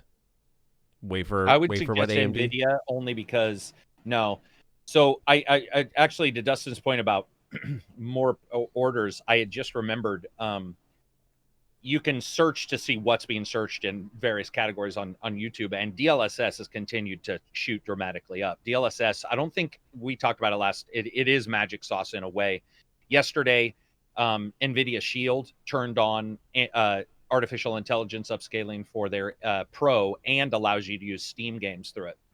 So for their Shield Pro, which is massive. All of this AI stuff is starting to become within the normal consumer's bailiwick, right? They can start to sort of understand it. I think what's going on is right now AMD doesn't have a DLSS competitor. They just don't. Okay. And I think for most people, DLSS is something that almost every developer will want to have because DLSS will be general. You won't have to send your rasters in. We talked about this. It's just they'll be able to, as long as you do particular things in your engine, you'll be able to do DLSS. I just don't think people understand what that means. For example, DLSS last week was okayed for VR. To say that that's a game changer is not even a good explanation because DLSS for VR is quite literally what we've needed since day one for VR. And to have that authorized by Nvidia. So you might want to look at even the low, wait, because these prices, by the way, there's a rumor of a 20 gig 3080, which I wouldn't want anyway, but there's a rumor. There's rumors of different cards. I don't think you're in a bad shape, Matty, because first of all, 2080 Ti's at some point are going to lower in price, somewhat. Things will stabilize over time. You can use that to sort of decide what you want to do, but I would probably not go with AMD just because DLSS seems to be what every developer I've talked to is using. Okay. Everyone. All right. That makes sense. Yeah. It's like anytime I mention it, they're all, yeah, we'll have DLSS. And you're like, when you hear that, you're like, well, dude, why wouldn't I use it? Like, So. Yeah, that's all I need to know. Yeah, that's perfect then. Yeah. I feel like, because we talked, I think it was last week or 2 weeks ago, we talked a little bit about with how powerful these cards are. What kind of, I'm just going to ask you guys amateur tech questions real quick.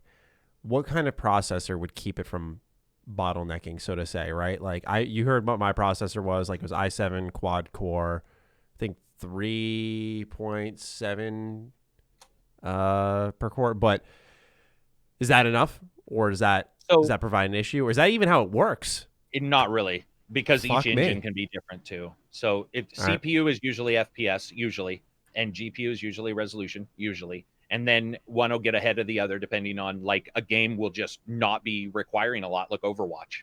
It just doesn't require a lot. So its frame rate starts to climb. And then at some point, something kneecaps it. It can't get any higher because one of the systems is not talking fast enough. If you have a current i7, like I have an 8700K, and it's at 5.2. So I did get lucky on my bin. It's a super fast overclock. But if you have something that's like within this gen or last gen, dude, you're fine. Like you're fine. I just don't know how far it's gone. No, dude, you're fine to a point to where we're now talking Like when I was running, what's the cell shaded shooter I liked so much that came out? Void Bastards. Dude, it was at 420 frames per second. I was like, if something is kneecapped at that point, I'll render a video at the same time. Like, what the fuck? Like, that's so you're talking about a point where you're buying into power that, unless you're talking about the premiere of titles, which there are usually 1 or 2 a year, or Crisis Forever, you don't have to worry about. Okay. All right. Yeah, you're in good shape, man. This is a good time to, not have to spend a ton and actually be able to get in. Maybe I'll just upgrade the graphics card then if I'm good on one. Well, that's I would have to look at your CPU because I don't remember what gen that is, because there's PCI slot issues that can probably. I don't have that in mind. I'd have to look.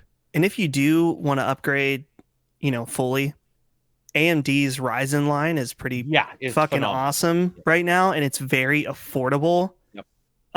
Like I have and they're about to come out with a new generation already. Yeah. I have the 3700X, which is currently under $300. Wow. And it's awesome. It's 8-core, 16-thread, and it fucking rips. Now there are better ones. There's like the 3900 and stuff, but I've been using the 3700X, and now, especially in Premiere, they have the hardware encoding that works in tandem with your GPU. You can put out renders fast. It's awesome. I know Sony Vegas has that with Nvidia, so I guess that's another reason to stick with that. Stupid question. AMD processor, that's fine with an Nvidia graphics card? There's no... Yeah. Okay. Yep. AMD admittedly does have a shit ton of little niggling issues you'll get somebody bitching about when it comes to memory, but those are mostly gone. Older AMD, like if you for some reason went with a slightly cheaper older one, which I would not suggest doing, there have been issues with RAM. They're like susceptible, I guess, to a little bit more complaints than like an Intel chip, which you can put fucking all kinds of weird shit in there and it'll be like, yeah, I'm good. But no, they're awesome. They're awesome. They're cheap. And if you decide you want, I mean, what graphics card do you have though? 980 Ti. No. You don't need. Yeah. You could go at minimum with a 1080 Ti or probably a 2080 before we start talking about like, you crushing your PCI slot, bandwidths and stuff like that with your CPU. You're a quad core. You said 4-core, but 8-thread. Yeah, as long as it's an 8-thread 4-core, I would have to look at your exact specs. Yeah, I'll let you know more specifically. And I'm not saying it won't be better, because I'm sure some nerd is like, well, you could get even 15, 20 more. That's true. What I'm saying is required. I look at it like I'm buying a car, right? I could buy my 2020 car, or can I buy a 2018 car? It's like how I'm viewing it. I don't need the I like Premiere. Yeah, I like good. I like very good, right? Like I make videos. I need something that's fast, of course, but I don't need something that's gonna fucking like slay. I can tell you the 980's holding you back just by feature set, which is a thing. So people don't realize that when a CPU moves up or a GPU moves up, they get feature sets. For example, DLSS. So when you just don't have that at all, that is when you will notice weird things, like when they don't have the efficiencies. That's why, by the way, like Dustin's talking about the speed of his mine's faster, but he got a 3.7. The reason why they're still 3.7 is because all of these companies are like, let's not worry about speed, let's optimize, and then let's also worry about how many cores. That's why it's been at 3.7. Dude, I had an i7-920, one of the best chips ever. That thing was overclocked at 4.6 8 years ago. And it's technically faster if you look at the number than his, but nowhere near as efficient, nowhere near as optimized. Feature sets are not even close. Makes sense. Something else to consider, Matty, if you do upgrade, which obviously you're just thinking about it, but is your monitor. Just because you can run into stuff with bottlenecking, and if you're running 1080p 60, then there's, if you're doing a big upgrade, then you best be upgrading your monitor also, because it's like, why have a device that can do these amazing resolutions and graphics and frame rates if you're gonna output it at 1080p 60? You could do their downsampling that Nvidia has, so it'll run it at 4K and downsample to 1080p, and it looks phenomenal. But he's absolutely right. If you're running old tech display wise, you're still going to get all the other bonuses, but it can't go anywhere. Right. Like, that was That's my first thing. Matter of fact, our big thing right now is, I don't know if you guys, but I used to sell TVs and I still get them for testing. One of the biggest issues right now TV manufacturers are running into is people are unaware that you need a TV that displays 120 FPS to play Halo multiplayer at 120 FPS. They have no clue. That's just one game out of thousands. And you have 4K, 60, you have all this HDMI spec shit, where those, by the way, are completely just broken. The spec for HDMI is all over the place. And so what happens is your display, you're going to have a lot of people buying, I bet you over 5% of people buying 3080s have a display that cannot use the 3080. No, I will bet you more than that. I will bet you 10% of people buying the 3080 and PS5 as well, do not have a display that actually like takes any advantage of 50-60%. I feel like that's so obvious though. Like I bought the PS5. You guys know I don't have like a 4K setup, but like the plan is to get that, like so that you can see what the system can do and take advantage of it. Like I could play it on a 1080p TV, but look at TVs with FreeSync, Matty. That's basically G-Sync for free. Xbox, I don't think PS5 has it. I know Xbox X does because it's RDNA 2, I think. But you have that kind of stuff on HDMI, the newer spec. You have HDR, which you're not getting. Like, dude, there's, and then of course you just have, speed, your frames per second. I mean, it's confusing. It's a shit. By the way, it's shit. Like the HDR spec. Talk to somebody about HDR and watch their fucking eyes glaze over because they plug it in and it says HDR's on, but their contrast and shit is fucked up. The setting in the Xbox X is doing like 420 compression on their color, and they're like, "This looks like shit," and you're all, "Yeah, dude, because it's completely fucking broken." Like, it's sad. All I'm saying is, I'm excited for my 3080 to come in so I can hook it up to my CRT here. Oh yeah, play some Minecraft and RuneScape. It's gonna be awesome. It's gonna be sweet. Minecraft at 6,000 frames per second. That's right. Wonder what Void Bastards is gonna hit. That thing was so fast. It was like 3. I remember looking at the number going, that's got to be wrong. So, 600 frames per second. That should be sweet. All right. You guys want to get into the Direct Mini? Sure. I never saw it. So, yeah, I'd like to know what you guys saw. All right. Let's just talk some games, man. We're talking games here. So there was a Nintendo Direct Mini the day after the PlayStation 5 Showcase. It was announced 2 days ahead of time, which is actually significant. Nintendo, whenever they did any Direct Minis previously, gave you probably like a 12-hour window tops. There was like one time I think they tweeted out at like 1 a.m. and said that, hey, Direct Mini's happening at like 9. So for them to tweet it a couple of days in advance signified to consumers that there would be something here. We didn't know if it'd be something good, something bad. Something was going to be here, though. And there were some very interesting announcements and shadow drops. So I'm just going to rip through them real quick because it wasn't like a gigantic show. I think it was like 20 minutes, which is actually pretty significant for a Direct, by the way. Directs in their own right usually sit around that length. So a Direct Mini at that length was pretty shocking. Ori and the Will of the Wisps is actually on Switch already. I think this is a huge get for Nintendo because this game is fantastic. Monster Hunter Rise and Stories 2. I've never heard of Stories, but a lot of people talk positively about it, and it looked really interesting. Both those were announced. Monster Hunter Rise is coming March 26, 2021. Next summer is when Stories 2 drops. There is a new RPG boxer, Fitness Boxing 2, which is a Wii Fit-like game. The Long Dark is on Switch. March 26, 2021, we get Balan Wonderworld, which is kind of a inspired 3D platforming collectathon with over 80 costumes that have different abilities that let you go through stages in different ways. I thought this game looked really neat. Let's see, there was Rune Factory 5, which was announced, part farmer, part RPG. That game looked fucking awesome.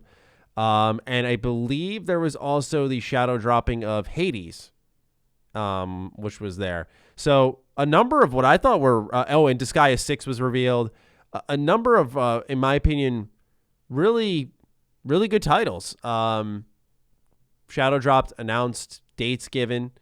So with that, gentlemen, anything I mentioned make you want to pick up that Nintendo Switch?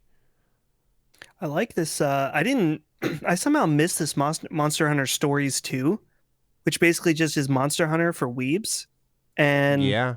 I'm into that. I think it looks cool. Though it looks like it's just like a cinematic trailer. I'm guessing Monster Hunter Stories 1, was that a 3DS game? That's what I heard, yeah. Okay. I'll have to look into that because that looks I mean, I love the way that the overall like presentation and the art style looks really nice. Mm-hmm. I don't know. I've yet to get into a Monster Hunter game. Like I tried really hard to get into World, and something about, I don't know if it was just like a little bit too meticulous. Like the combat is a little slow. It's very heavy on different RPG stats and elements and stuff like that. So I don't know. Something about it didn't quite click for me. Also, I'm looking at now this Rune Factory 5, and this looks really cool. Right? It's literally like Stardew Valley for weebs, but you have like a Tales of whatever combat system. Yeah. It's actually awesome looking. Rune Factory 4, I was reading up on games like if you like a sim type game or whatever, Rune Factory 4 was recommended by a lot of people. I know Definitive Edition's already, I think, available on Switch. I'm just going to wait for 5 personally. But yeah, that series has had my attention for like well over a year. And I like people just kept saying like, wait for the Switch port. And the Switch port came and now 5 got announced. And I'm like, all right, I'll just wait for 5 at this point. But it just, I will say excellent. That sorry, I started to cut you off there. No, I will say that I really do want to play Hades, but I don't know. I really want to play this, I think, on PlayStation. Well, I'll either get it for PC or PlayStation for the convenience factor. I want to be able to play it on PlayStation because for what was their last game? It's slipping my mind. Pyre. Fucking game is amazing. Awesome game and excellent 4K. Like that game looked really nice. And so I just don't want to play Hades at 1080p on my TV. I want to play it in, awesome 4K. So I either need to pick it up on PC or just wait for the PlayStation 4 version. So yeah, we'll see. I get that. For me, it looks like, because it's roguelike, I just I was just like, I'll go with the Switch. Like that to me seemed more appealing. I've been putting off playing that game. That's one that has had my attention for a while because I don't think Supergiant Games has really made one I don't like. I loved Transistor in 2014. It was one of my top 3 of the year. I loved Bastion. That was one of the first games I ever got when I got a PC, which, it's not a PC game, but still. It was one of the first I bought on like a Steam sale. I enjoyed that. Pyre was fucking, as Karak said, amazing. Dude, I remember playing that game for the first time at PAX and being like, this is so much fun. That towards the end of the event, when people were starting to filter out, I just played the demo multiple times. Like Ben and I were like, well, do you want to play Pyre again? And unfortunately, we didn't play it very much when it came out. But now that I'm thinking about it, I'm like, maybe I should go back and play some more Pyre. The cool thing about that game also is, there's some role-playing elements to it. And so a pretty cool lore, and I think it's one of those games that also you could throw a podcast on. It's not going to kill your soul. You can read most of it. A lot of it's not voice acted, and more people need to play it. Yeah, more people need to play it. It's just so good. It's so different, and the kind of subtle choice and consequence of the game, I was very surprised by, because it's just like a fun game to play. And then you have that, we talk about it a lot, Karak, like that section where it opens up and like you think it's going to end, but it's a whole second game. Pretty much. That's a whole second game. Yeah, and it's so just good. It's wild. And I haven't played this last one though. Yeah, I haven't played Hades either. I was just waiting for it to get out of early access because I don't know. I know that early access appeals to a lot of people. It just doesn't appeal to me, even for something I'm really interested in. Like a few weeks ago, I talked about Rogue Legacy 2. Which I got a code for, so I was like, fuck it, I'll check it out. I played for, a little bit, and I'm like, okay, I'm good.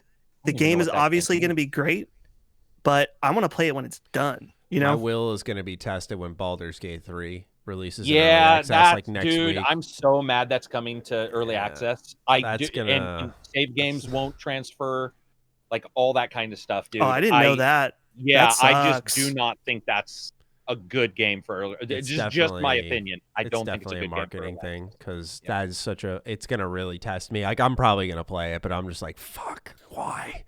You know, another good game I reviewed that's a little bit like this is Kingdom. Did you guys ever play that fucking thing where you're on the horse going left and right, and at night you have to build up like palisades for the bad guys that come in, and you always have a crown on, and then you die, drop the crown, and the next guy comes over. I think there's like 3 games. It's one dude who makes these titles. So if you guys get a chance, play that fucking game. They're so good. So good. Yeah, I've seen this game, but I've never played. That's a Raw Fury. Yeah, published. Who always has like the pixel Raw Fury is just Pixel Fury by now. Like it seems like almost 80% of their games look like that. But. Yeah, Hades, because you guys were talking about the early access. You know it's out now. Like it's out early access. That's why it's on Switch and stuff. Yeah, so that's why I'm like interested in it. But then I saw someone mention Greek mythology in the game. They're like, it's a roguelike with Greek mythology. I'm like, okay, Gods and Monsters, Odyssey, this game. I played a lot of fucking Smite. Like, I'm sure there are games I'm missing. Like, how much more Greek mythology do I need in my system? Honestly, I don't like the fact it's roguelike, personally, because I just don't really like roguelikes in general. Neither do I. I feel like the roguelikes that I do like, I put up with the fact that they're roguelikes because the gameplay is fun, but I do not like the roguelike aspects. So Slay the Spire is that for game me. It was Everspace. Even though Everspace wasn't perfect, day one it had some issues. It was a space game, and it was one of the few rogues where I could deal with it. Like there's a lot of I feel like that's always the case. Yeah, just dealing with it. That's the thing with BPM is a roguelike, and I'm like, man, this combat, and I said that in my review, I'm like, this combat is awesome. I'm having so much fun. I don't know if it's just the random nature of it bothers me. Because like specifically in BPM, you can play through the first level and not get any upgrades. And it's like, well, this run is trash because I want an upgrade in order to keep going. And so there are times where I would just restart. And there's other roguelikes that's happened too, where it's like, well, if you're going to have, a good run, hopefully you're lucky, roll the dice. I don't know. I've never been a fan of that. I think for me, it's definitely that, but it's also for me the lacking of a handcrafted nature, like the sense of discovery when you go in a room and you're like, oh, someone put this here and thought of this, that, or I found this loot in this room here and I can tell people about it. To me, it's about the notion of finding something and being able to tell someone about it. In a roguelike, it's like, I found this by chance. And you probably will not find that, or you cannot find that. You do know that's why a lot of those games will still have seeds that you can trade. And if you talk to a dev of why they do seeds a lot of times, so you get the number seed for the map, it's because people do want to share that, even if it's random generated. If I have a map seed, I feel better about it already. So like if I die but I liked something that I saw, at least I can give somebody the seed and say, dude, there's a cool fountain and waterfall moment here. Yeah. Because it does. It's solitary feeling. It's almost lonely where you're just like, I mean, and I think, wasn't it Dead Souls is the other one? Dark Souls, not Dark Souls, Side to Side, Dead Cells. Yeah, Dead Cells. Yeah, there you go. Same way with Dead Cells. I had a lot of issues with that. I just felt like it just. That's why it's weird because like people love Spelunky 2. Like Spelunky 2 has been all over my feed. Like, and it's not that they're bad games, just literally, I was watching a review, I'm like, okay, people raved about the first one. Like, this is the sequel. Like, what is special? I'm like, okay, let's watch. And they're like, oh, every run gets more challenging. You just want to see how far you can go. I'm like, okay, like, I'm just not that type of person, I guess. Because I'm like, why the fuck would I want to see how far I can get? Like, so my brain does not compute. Is it well, I guess this is a loaded question. Sometimes I wonder if it's specifically for indie devs, if there's like some element that it's easier to develop a roguelike game. I think it's gotta I'm sure it's loaded because I'm sure that it's like it's easy to make a basic roguelike. It is hard to make a satisfying roguelike, maybe. But like when it's PAX season and the 2 months leading up to PAX and you're getting 1 million emails a day to go preview games, we would joke about it's like blank, blank, blank, a roguelike, Souls-like, blah, blah, blah, like, every buzzword. But like so many indie games, especially at PAX, are like roguelikes. I'm like, I don't know. Like, obviously there's some people who'd be like, oh, it's because the developer's lazy and doesn't want to develop a bunch of levels. And I'm like, I don't think that it's necessarily lazy, but it does seem like a way that you could cut costs to add value to the gameplay you've established as a developer. Yeah. We had people on we had the guys who did Ashen, which has some parts of that. I've known them for years. They were the first interview I ever did. And then a couple people who've done Dark Souls style with some random elements. And one of the things is your resources shift.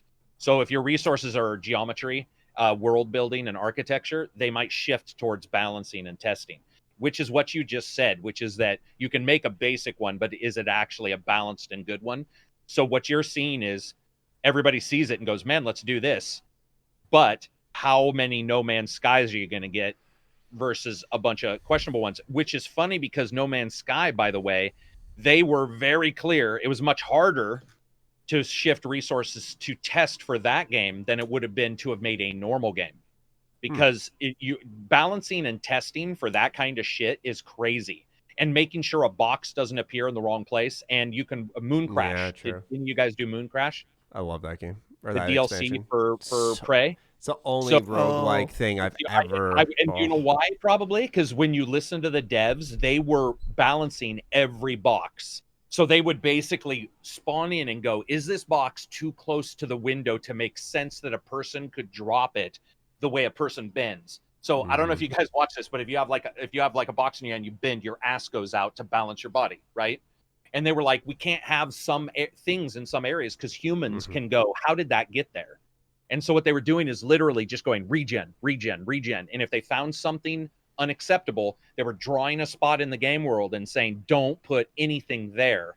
Yeah. Because that makes no human would have got there. It doesn't make any sense. And they just kept reiterating on the balance and just, for hours. For Moon Crash, was it that they made the levels, like all the levels were established? Like you would never see different levels. It was just that what was in the levels was different. I think, I think that works the best. Phenomenal job. Yeah, and I have only played now like an hour of it, but I've studied the tech of it. And so good. I would recommend playing it. It's the way it plays into the narrative of Prey. It also works. Like you can have that mental buy-in of like, okay, this is like narratively speaking, it makes sense why I'm this character now. I'm this character, and going through the game and replaying have you played it. Dustin? No. Dude, so good. I like it more in the base game. Dude, that's one of those ones like it's so good. Especially now that the gen is almost over, I've been thinking about what are the games that I've been wanting to go back, and Prey is definitely one of them. Especially because I love Arcane. That's what doesn't make any sense why I haven't played it. Prey is very good. Wait. You haven't played Prey at all? Or Moon Crash? The DLC?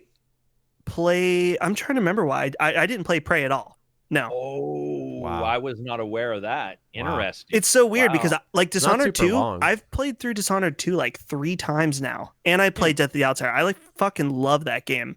So obviously it's not same studio, different team. But what's interesting though is usually you can feel that difference in DNA, but even though Prey is by a different team, it is very much an Arcane game. For sure.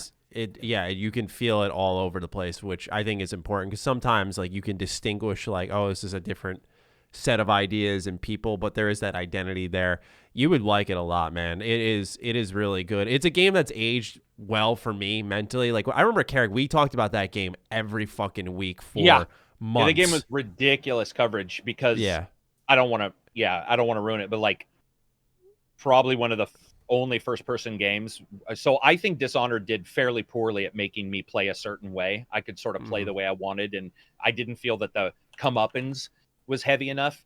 But with fucking Prey, that end where you sort of have to decide some stuff, and then that'll change the way the last half of the game. I was pretty much in shock when that part came because I was like, because I was reading skills and stuff and going, wait a minute, this is gonna change everything. And I remember it wasn't until our spoiler cast that I found out that because I was walking around killing everyone, I thought I was playing the game fine. I found I was like, why is the game tough? Why are they so aggressive? It's like, dude, you were killing everyone, so the Typhons were like up responding on top to of that. you. Just I was like, oh shit. I was like, so this is a totally different game if I'm like a good guy. And you don't see that. So it's a game that I've appreciated over time. Definitely, if you look at my review, I definitely gave it a nod. Like I thought it was good. But like if you look at the older podcasts, I wasn't like big on it at first because of one thing I still don't like about that game is how it presented like its choices. It was very like it is a pinnacle shining example of illusion of choice. Where they make it sound like you're gonna have multiple endings, but then the end is like a generic color ending, so to speak. I'm just like, fuck, man, this sucks. But it's still such a great gameplay experience, and the story is good, the lore is good, and I like it's almost worth it just to get to try Moon Crash and see what you think of that, because it's spectacular. And what's great is it's not a long investment. I think it's like 20 hours tops. So I'm disappointed because it was on Game Pass for PC and I must have missed they it removed because it in April. Yeah. I think See, April of last year. It's $30 on Steam. I refuse It's to for spend that 60 much because it must be on sale somewhere. Wait for a sale, or I mean, you could play it on PS4, man. It's not bad there. Like you could play it on PS4. I'm sure you can go on eBay and get a copy for like $10. I don't know, man. When I started Dishonored 2 on PS4, which that was the first time I played it, it just does something about arcane games on PS4 don't feel right.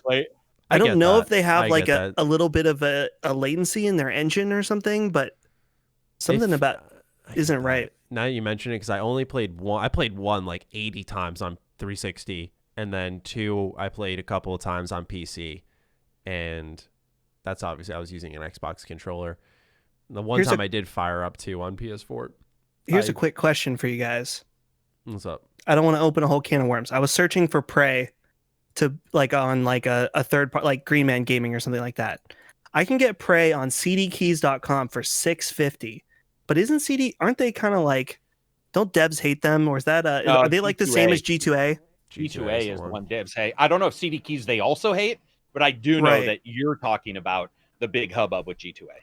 Yeah. So I've never heard. Can of I CD feel Keys. morally okay about buying Prey for $6.50 on cdkeys.com? I don't know. That's the question.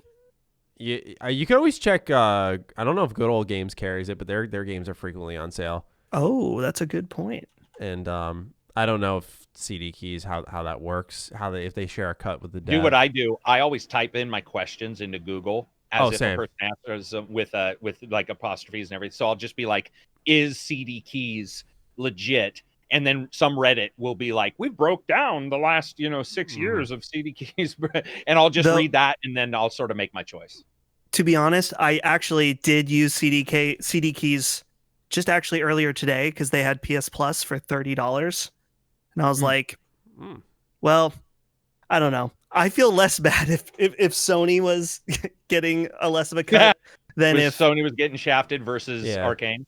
Yeah, I'm like, I've spent Sony so much money on PS Plus. Arcane is that's a toughie. I don't know. Well, you got Let us know in the comments. for 30? Is CD Keys legit? What's that? You got a year of PS Plus for 30? Yep, and it was about to renew. Oh, Siri is going off. Sorry. Yeah, it was about to renew in August or in October, and so I happened to get that. It might still be live, honestly. Wow. So, I remember I wanted to get the Herman Miller Embody chair, the one with Logitech. Oh, I was looking into expensive. that. Yes, but I was thinking about it, and then I saw they had a sale or a discount code, and it was like with T-Mobile or Facebook. It was one of the two. You put in the code, and it was like it went from 1,500 to like 900 or like 1,000. I was just like, oh my god, like this is a sign. And of course, like the code went live when I saw it. Went live 12 hours ago, and I was like, okay, let's punch it in. Let's see how it works. Doesn't work. I was like, wow, this shit expired that soon. Extremely unfortunate. Herman Miller chairs are supposed to be fucking awesome. They're just really expensive. I mean, even like this chair, this Secret Lab chair was expensive for me. I mean, money's relative, whatever. But I felt uncomfortable spending $400 on a chair. I went with Ergo chair. So they replaced like Herman Miller in our office right before I quit and started working at YouTube. And because Herman Miller is what we used to always buy, but it was so expensive for an office because we had 70 employees. So you're talking $70,000 for chairs. Even with discounts, you're still talking that. But I went with Ergo chair because they popped up on like a Kickstarter. And they have like 80 adjustments. They have the Herman Miller like holy background, or the back end where it's got the netting. And I gotta say, man, other than me having piss poor posture, it's been a very good chair. I mean, it's the worst fucking, and it hasn't broke, which game chairs always break because we have carpet, and I'll do this, and I'll bend the piss. I'll scoot too much and the carpet will catch, and over a year or two it'll break. This has been 3 years. Phenomenal chair, and it was $299. Okay, maybe I'll look into that because I've had I'm sitting. This one's like a $60 Amazon chair I'm sitting in, but the one at home is like a DX Racer I've had since 2014. That's what I used to have. I've been planting my ass in it for so long. The seams are starting to like tear inwards like this, and like I'm just like you can feel it in your lower back. Like, yep. I definitely need something with a lot more support. And that's why I was looking at Herman Miller. I was like, you know, this is obviously a huge purchase, but I was thinking of how much I have to sit for my job. And let me tell you the one positive, Matty.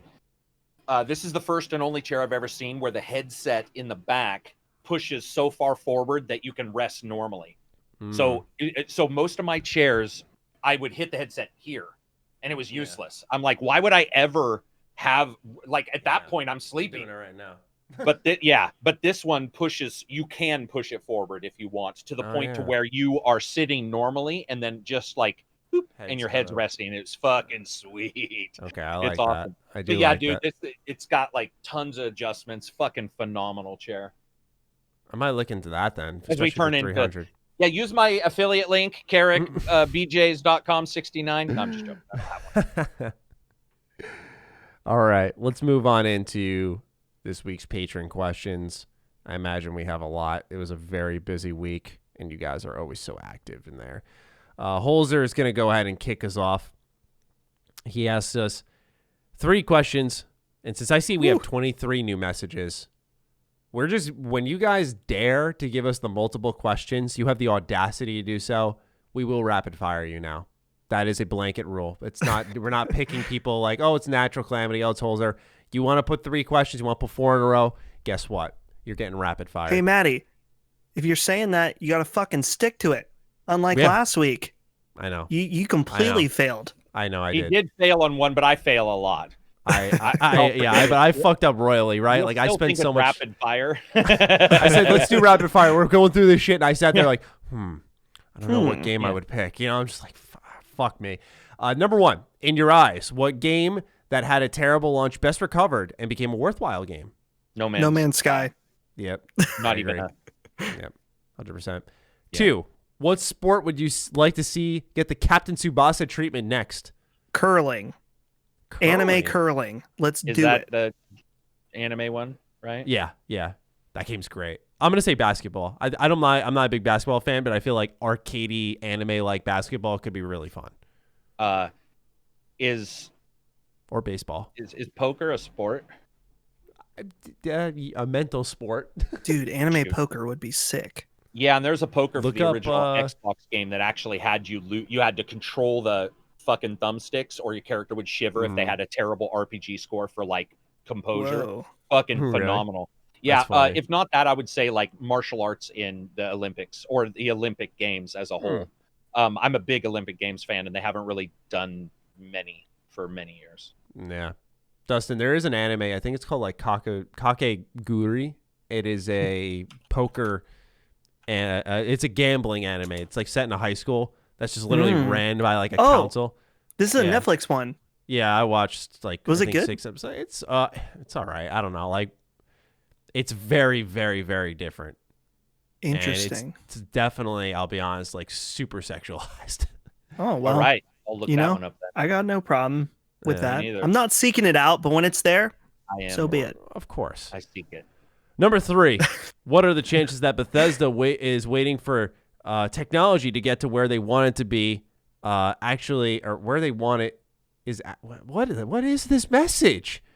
What are the chances that Bethesda waiting for technology to get where they want it is actually them creating a new engine? Is Bethesda making a new engine? Is Bethesda making a new engine? I think yes for Elder Scrolls 6. I think not for Starfield. You would hope so, because Fallout 4, people were kind of like, yeah, this has kind of run its course. It's got the same bugs as fucking Daggerfall. Well, maybe not that long ago. But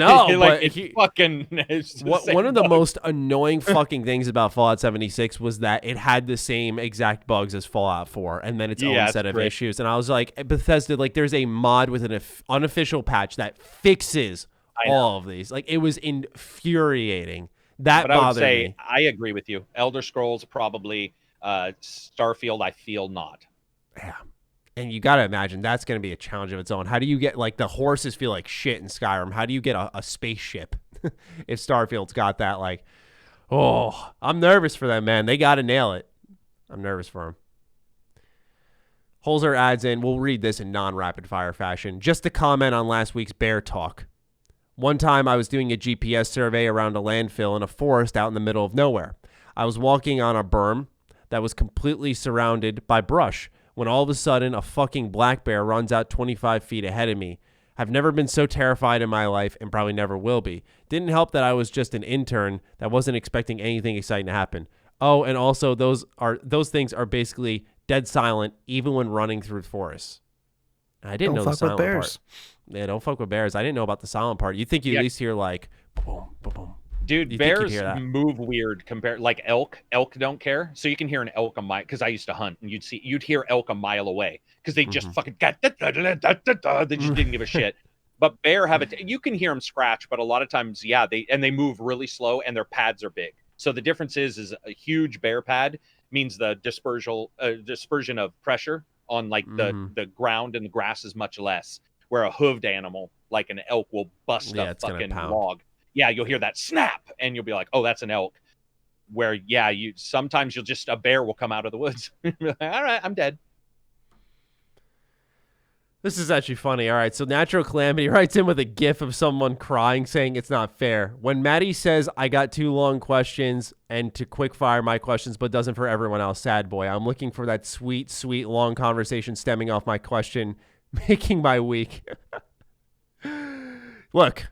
I didn't even read this, but now, here's the thing. Here's the thing, right? I don't think I need to explain myself, but you guys write very detailed, lengthy questions en masse.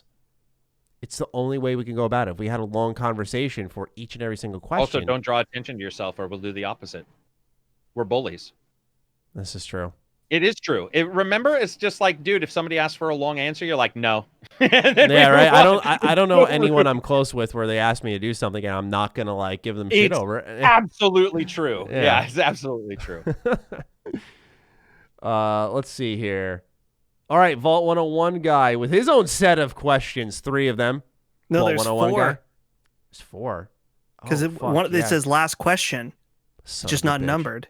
Son of a bitch. 4 questions. Well, Vault 101 guys, sorry, you're getting that same treatment. Been a while, but I'm back. Welcome back. Thank you for joining us. 1, with console wars at an all-time high, with the impeding release of these new consoles, I'm always hearing that people are sick of it. I, for one, am all for console wars. I feel that it creates competition for these companies to be better and outperform the other. What are your thoughts? No. Console wars discourse online, stupid. Yeah. Companies competing is good. I'm with you. And they don't have to overlap. And in fact, rarely do companies look at console war forums or facts and give a fuck what Joe Bob's in their underwear bitching about.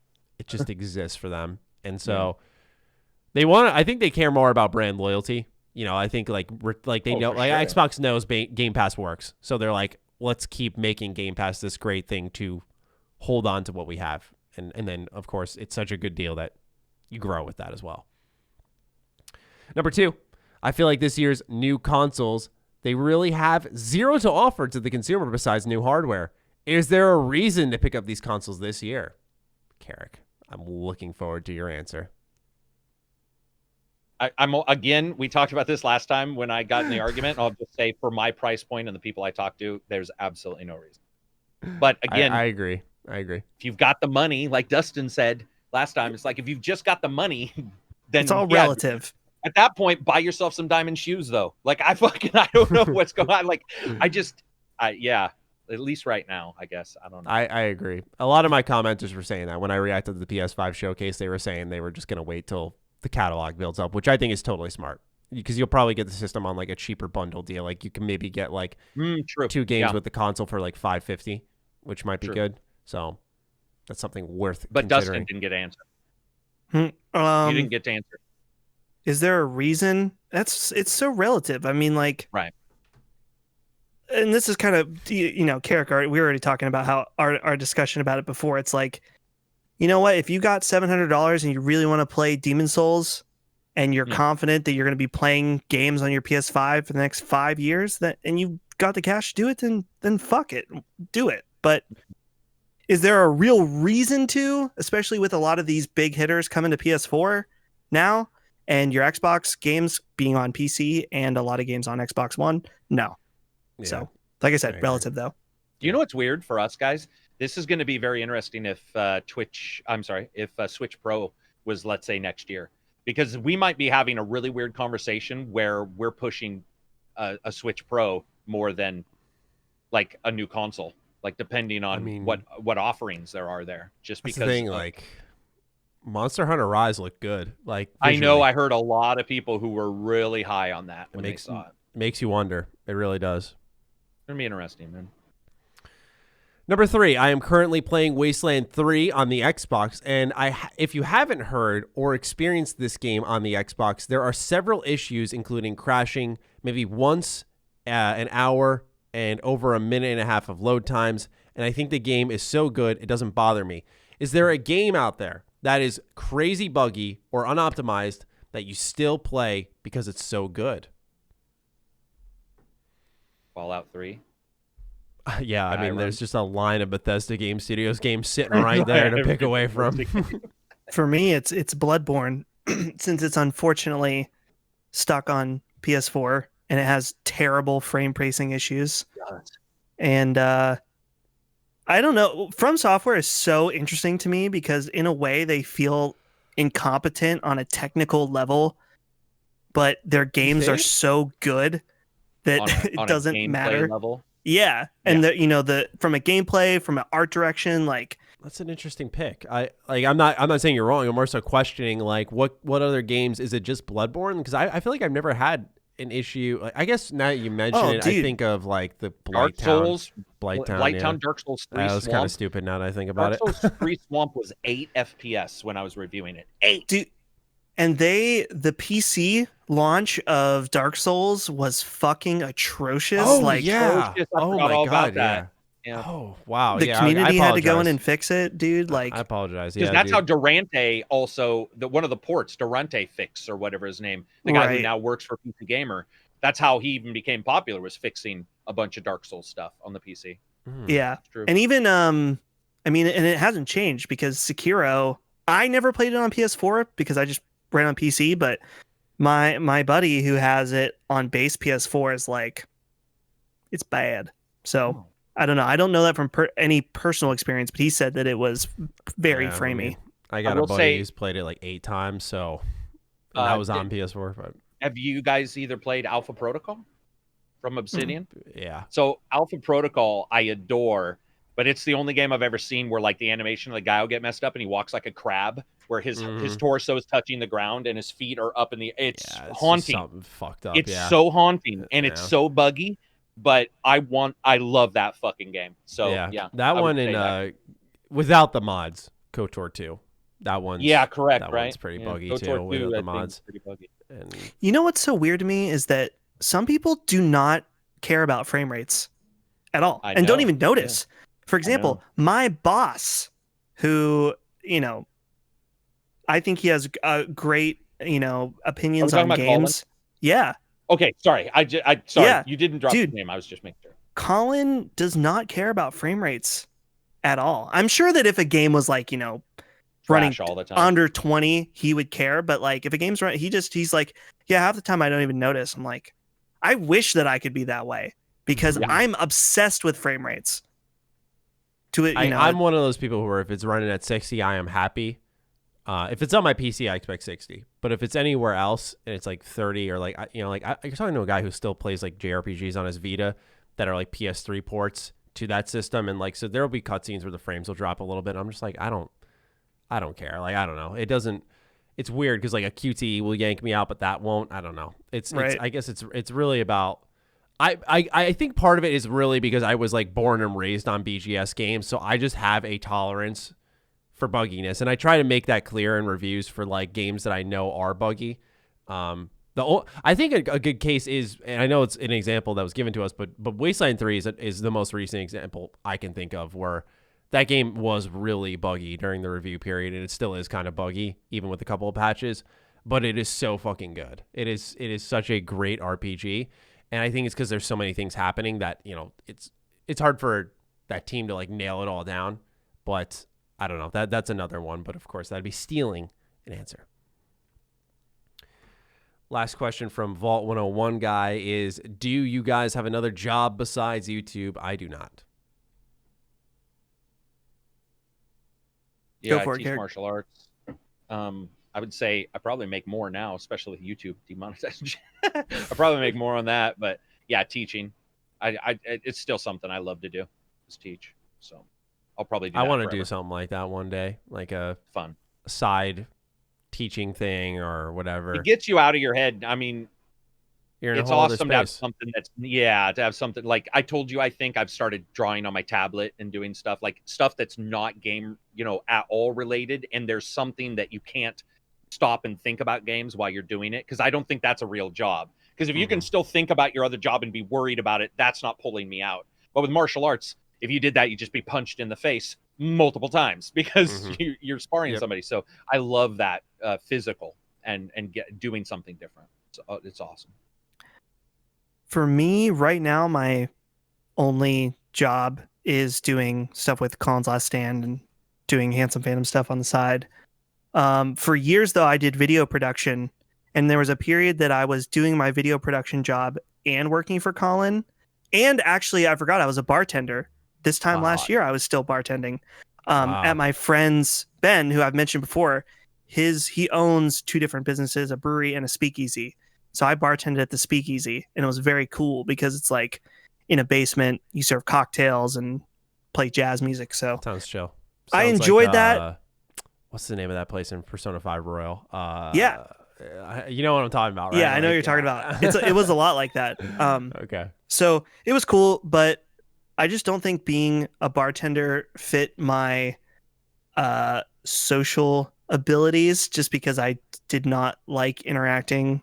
Not that like I had no problem like with customers that wanted to talk to me. It was mainly like dealing with shitty customers I really didn't like. I And not admire even my girlfriend so much for she deals with some shitty customers. I'll just say that, and just I don't have that patience. I have a problem that I have some kind of low level social anxiety. So like going up to be like, hey, can I get you guys anything, made me feel uncomfortable, even though that was my job. Doesn't make any sense. So anyway, I get it. Right now, all I'm doing is working for Colin. So I'm confused on something for bartending, if I can ask you a question. Sure, go for it. So I don't drink. I'm allergic to it, and I've never been in a bar in my life, and I probably never will. I've always been confused in the movies. So some guy will come in and he'll be like, I want a fucking, purple Russian Skinner. And the guy's like, no problem. Right. How do you know? Do you have to ask many times what somebody's even talking about? Or are you quizzed on it? Or do you have a book and you're memorizing stuff all the time? So at the place that I worked, we had a very specific menu, and we made things a very specific way. And oftentimes people asked us to do things differently. We told them to fuck off in a very nice way. Not actually, but we were like, there's like, for example, an old fashioned really should just be bourbon, sugar, bitters, orange peel, right? There's people that are like, oh, can you add a cherry? Can you mash up some orange? And it's like, no, we don't do that here. We make it the right way. And that's how we do it, right? So as I would have people that be like, oh, could you mix XYZ, or could you make this? And I would usually be able to accommodate them, but we kept our ingredient list exactly perfectly for what we did. So if someone came up and was like, hey, I want a screwdriver, it's like, we don't have orange juice. Okay. So yeah, but it's weird. And like if somebody asks real quick, I got to ask one more question, because this interests me. If somebody said, I want a beer, would you like, do you have like a general beer? So somebody would just walk in and say, hey man, I want a beer. You would just be like, this is our general beer, not a special beer. This is our stuff. You wouldn't question what they wanted.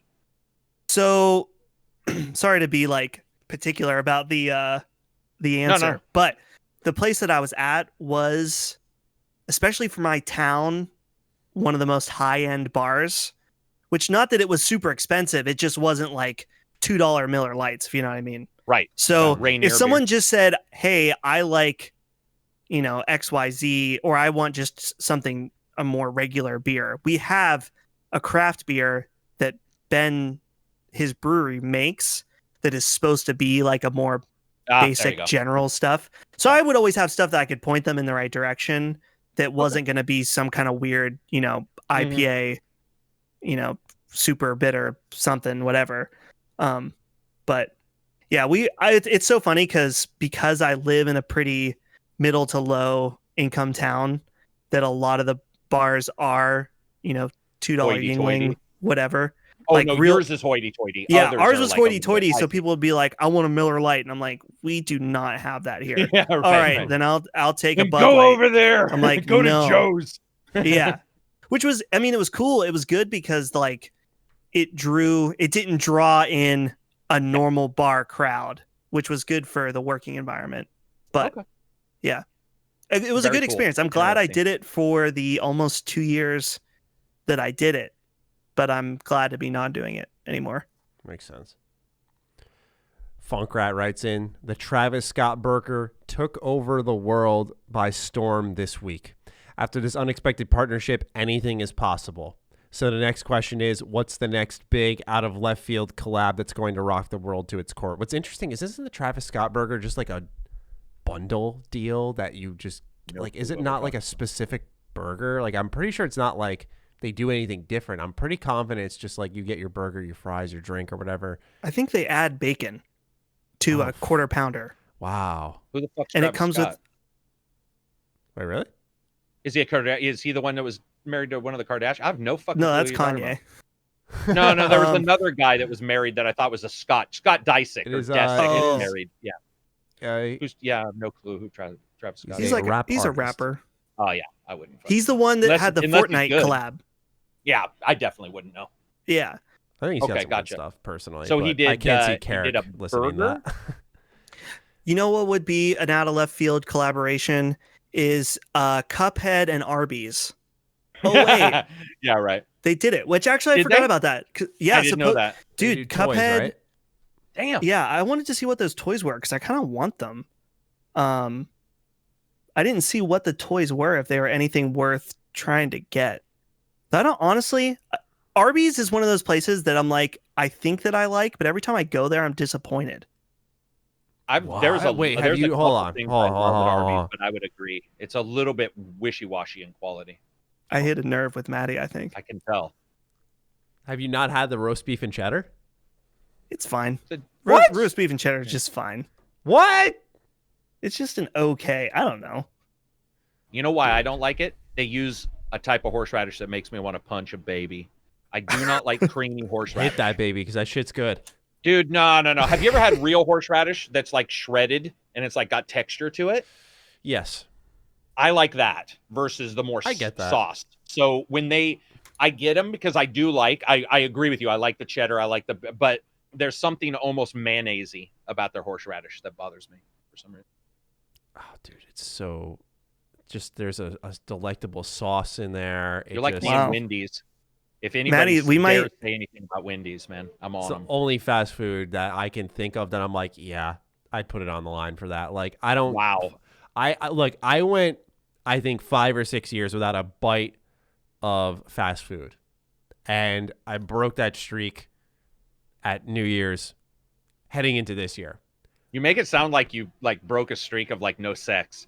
You're like, I mean, 6 years. I mean, hey. It took me 2 days to recover. I just get this idea of you fucking boxers on, wrappers, stuck to your face. Well, just like, that was amazing, baby. Well, no, here's the thing is I only had 2 nuggets, and I was like, this sucks. But when it comes to the RB&C, I was like, this is incredible. This I can get down with whenever and whatever my diet has going on. Dude, you even changed your voice to this dulcet fucking radio station voice all of a sudden. You're like, and I thought, baby, I can do whatever you've got thrown. I'm not lying. You turned into the Saturday morning shit all of a sudden. It's weird. It's creepy. It's a good talent to have. Okay. I'll agree. According to New York Post, Travis Scott's favorite meal, this incredibly rich man, his favorite meal is to go to McDonald's and get a quarter pounder with cheese, fries with barbecue sauce, and a Sprite. And so I guess they made a marketing deal. It doesn't change anything. It is just his favorite meal. Isn't it a good deal though? It's like it's $6 for the combo. That's not a bad deal. Yeah. Yeah. Here's the thing: a lot of people shit on McDonald's, and while it's not great food, it's certainly not bad. I feel like it's reliable. Yeah. You can go to McDonald's, and most likely it's going to be at least okay. I think I'm all right. I don't think I need it. I'm fine.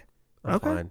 I'm fine too. I don't think I need it, but I don't think I think it gets maligned like Burger King. I don't like their stuff. Actively don't like it, but I don't like. I see people who are like, it's trash, and I'm all, dude, man, maybe you need to be homeless for a couple days. Figure out what eating trash is really like, because it ain't that bad. Burger King is so inconsistent is my problem. Like, I've been to a Burger King where I'm like, fuck yeah, that was awesome. And then other times I'm like, this is the worst thing I've ever eaten. Different. It's the different franchise, obviously. Different owners, they're doing something. Yeah. Dairy Queen's the same way here. So a few weeks ago, did you see that viral video of the guy slapping somebody at Burger King? Oh my God. Yeah. Do you remember that? Yeah. That was at my Burger King. The one that's less than 2 miles away from my house. Wow. It's about 2 miles. Did he get jacked the fuck up and thrown through a window, even though the open door was right next to him? Dude, slap a worker. This dude came in, he was looking for somebody, he's like yelling and stuff, and the manager's like, get out of here. And over the counter, this dude slapped the manager in the face and then stormed out. Yeah, it was wow, pretty crazy. Was in your town. That's so funny. That's weird. Not the video, but like right there.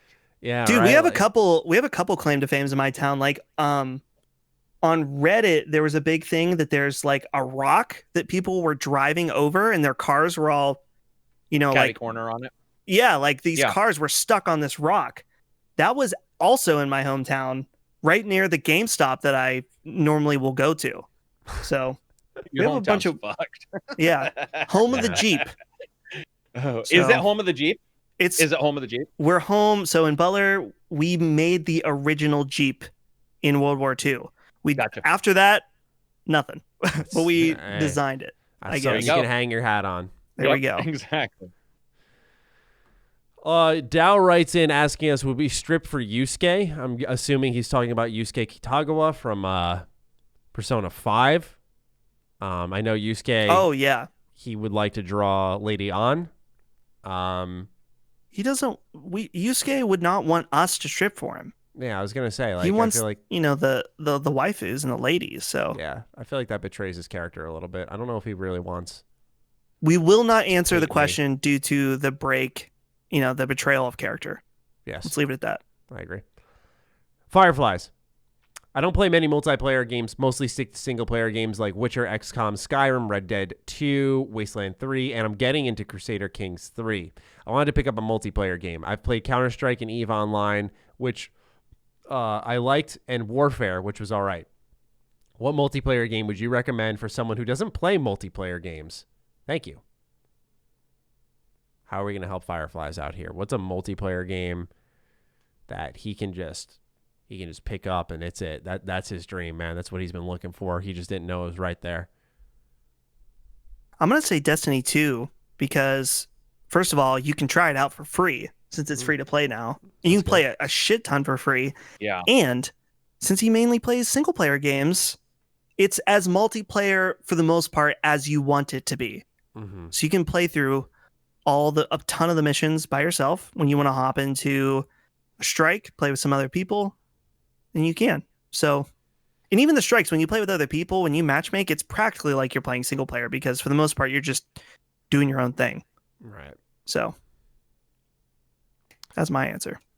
I'm going to say Elder Scrolls Online based off your taste.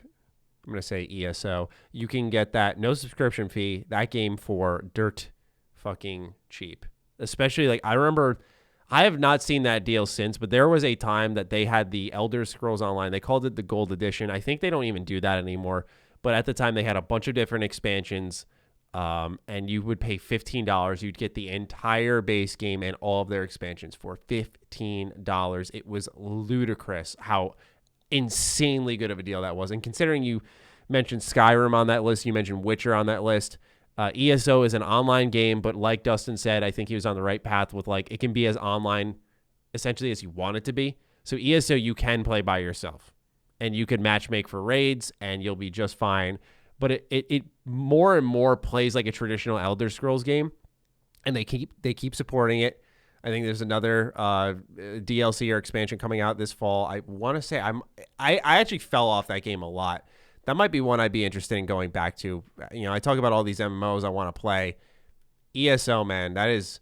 I don't, you know, because a lot of people leap onto Final Fantasy XIV. I think it's because of its story, but I can't stress enough how good of a game I think Elder Scrolls Online is. Maybe it fell off. Maybe that's why I haven't heard of it much, but that is a game that started off really weak and has become something I as a supporter of the game did not anticipate. So I would say look into that one. Yeah, I would give the same answer, but I liked it day one. I didn't think it was a great game ever. Oh yeah, I played the shit out of that day one. But I think it's even much better now. It's really fun to play solo. Awesome to explore. One of the most enjoyable games to just run around and explore stuff. One of the more enjoyable worlds. Otherwise, I would go with what Dustin said and pick a free-to-play one. Like you've got, even though they're older, you do have the ones I always talk about. If you like superheroes, you could do DC Universe Online or whatever. You know, Neverwinter and all those. That's a cool thing about MMOs. There's always a free one that may not be as good as the paid one, but will allow you to see if you like that style of gameplay. That's one nice thing about MMOs right now. There's multiple levels. I agree. It seems like we answered the next question already. Oh shit. Let's read it. Chris Cozy, new patron, writes in. I enjoy single. Wait. What about horse off? Did we just answer horse Offrey 1? He I think was answering Fireflies. Oh, yeah, okay. Yeah. Sorry. Answering. They get in there, they get confused, they want to answer each other's questions. Yeah. Yeah. Like when Natural Calamity was posting about us rapid firing, he had like 3 different messages of just pure support beneath him. Right. Support. Yeah. I got you, buddy. Yeah. Everyone's like, dude, it's okay, man. Like giving him handshake emojis and stuff. I'm just like, oh my God, right? Little hugs and shit. Chris Cozy writes in, I enjoy single player games and think they offer some of the best experiences in gaming, but yet find myself with a significant backlog of single player games because I'd say 75% of my gaming is satisfying my Call of Duty addiction or pointlessly mining and smithing in RuneScape. Man, can I fucking relate to that last one. Because of this, I almost never buy a single player game on launch and just buy it on sale the next year. But I'll buy a new COD game, which is significantly shallower in content. I know there are plenty out there that will buy single-player games on launch and say it's worth every penny, but look at what games get the most players and probably make the most money. It's multiplayer. For every Witcher 3, there are 10 COD or BR games that rake in the cash and steal game time from a good single-player game. Do others also experience this, and do you think it devalues single-player games? Or do I just have a dopamine problem as I grind out Battle Pass tiers? P.S. I love the content and what each of you bring to the podcast. Also, some of Karak's buffoonery can make my day. Longtime listener, glad to join the community. Welcome aboard. Buffoonery is one of the best words, and I applaud him for using that. I agree. That's a great Karak word right there. That is great. That explains my sex life as well. I won't ever show it, but let me tell you. I don't know how to answer that. I think they exist in their own ecosystems. I could start off with that. I don't think. Right. I don't Maybe think there's not as much removing, you mean, from each other? I usually think it's a player problem. Like for me, my problem, remember when, I don't think Dustin was on the show yet, Karak, when I used to say all the time how I was like, I need to play this, but I'm playing Smite. That was a me problem. That's not a game. That's not a game problem. So I will say, Chris, that I think that is a you problem. And you mentioned your dopamine rush as you grind out Battle Pass tiers. Yeah, man, like, hey, I hear you. Like, I get it. It just takes like the conviction to say, I'm going to put this down. You know, I'm in the opposite position, right? I said in the beginning of the show, I am looking for that game. I'm looking for it, like something that will hold on to me while I go back and forth between other games, and I have yet to find that. So in a sense, I envy you having that thing that, you know, you can trust in, know it's there, and play when you don't want to mentally invest. I think it's good having a good balance of both, right? Like sometimes I get burnt on single player games because they're all these stories, they craft this lore, and eventually it's just like it starts glancing off at you. It starts deflecting because you're just like, all right, I just need some shut off my brain game time, or not game time at all, whichever works. Yeah, I agree with that. Yeah, I'm trying to figure out what the fuck did you just say? Matthew? Lusty. Goodness me. Call me Matthew. No. I earned that one. I can't complain. I earned that one. You earned that, yeah. I walked right into that. So what I'm just trying to get the core of what the question is. Do others experience this? To me, I'm just thinking like, is he asking whether what is he really asking? I'm confused here. I'm sorry. No, you're good. I think it's a lot of questions in one. He's saying, do others experience this? So, do you get distracted from single player games with multiplayer games? The devaluing single player games, I don't even think that's like an existing problem, right? Right. I agree with that. Yeah, that it's not a problem. Yeah, like that's not a thing. Right.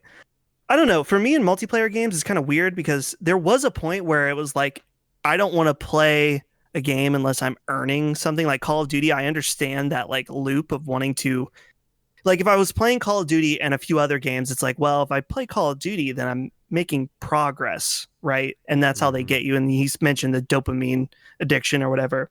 At some point, something flipped in my brain where I realized I'm like, so I feel like I'm earning something by playing this one game and getting further and further in like a battle pass.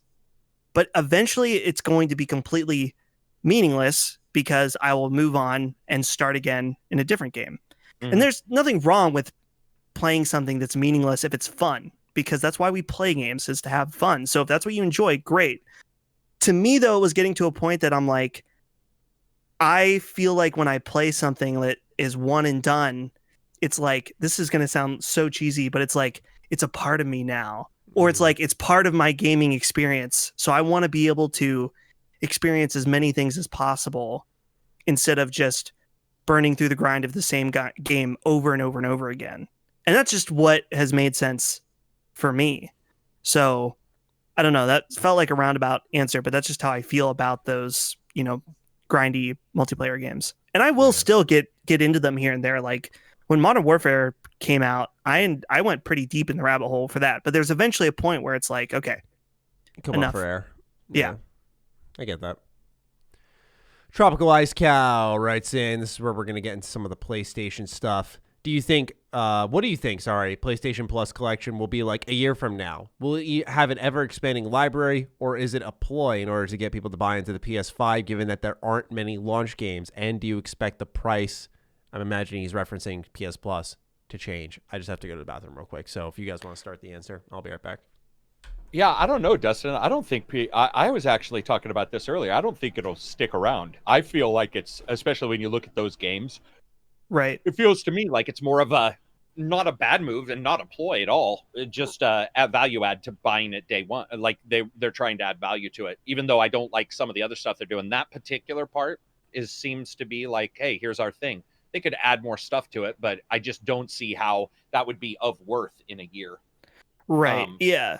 So I brought up the PlayStation blog when we were talking about this earlier, but then we had moved on, so I just forgot about it. But it says the PS Plus collection will be an added benefit to existing PS4 benefits that PS Plus members receive for a single subscription price.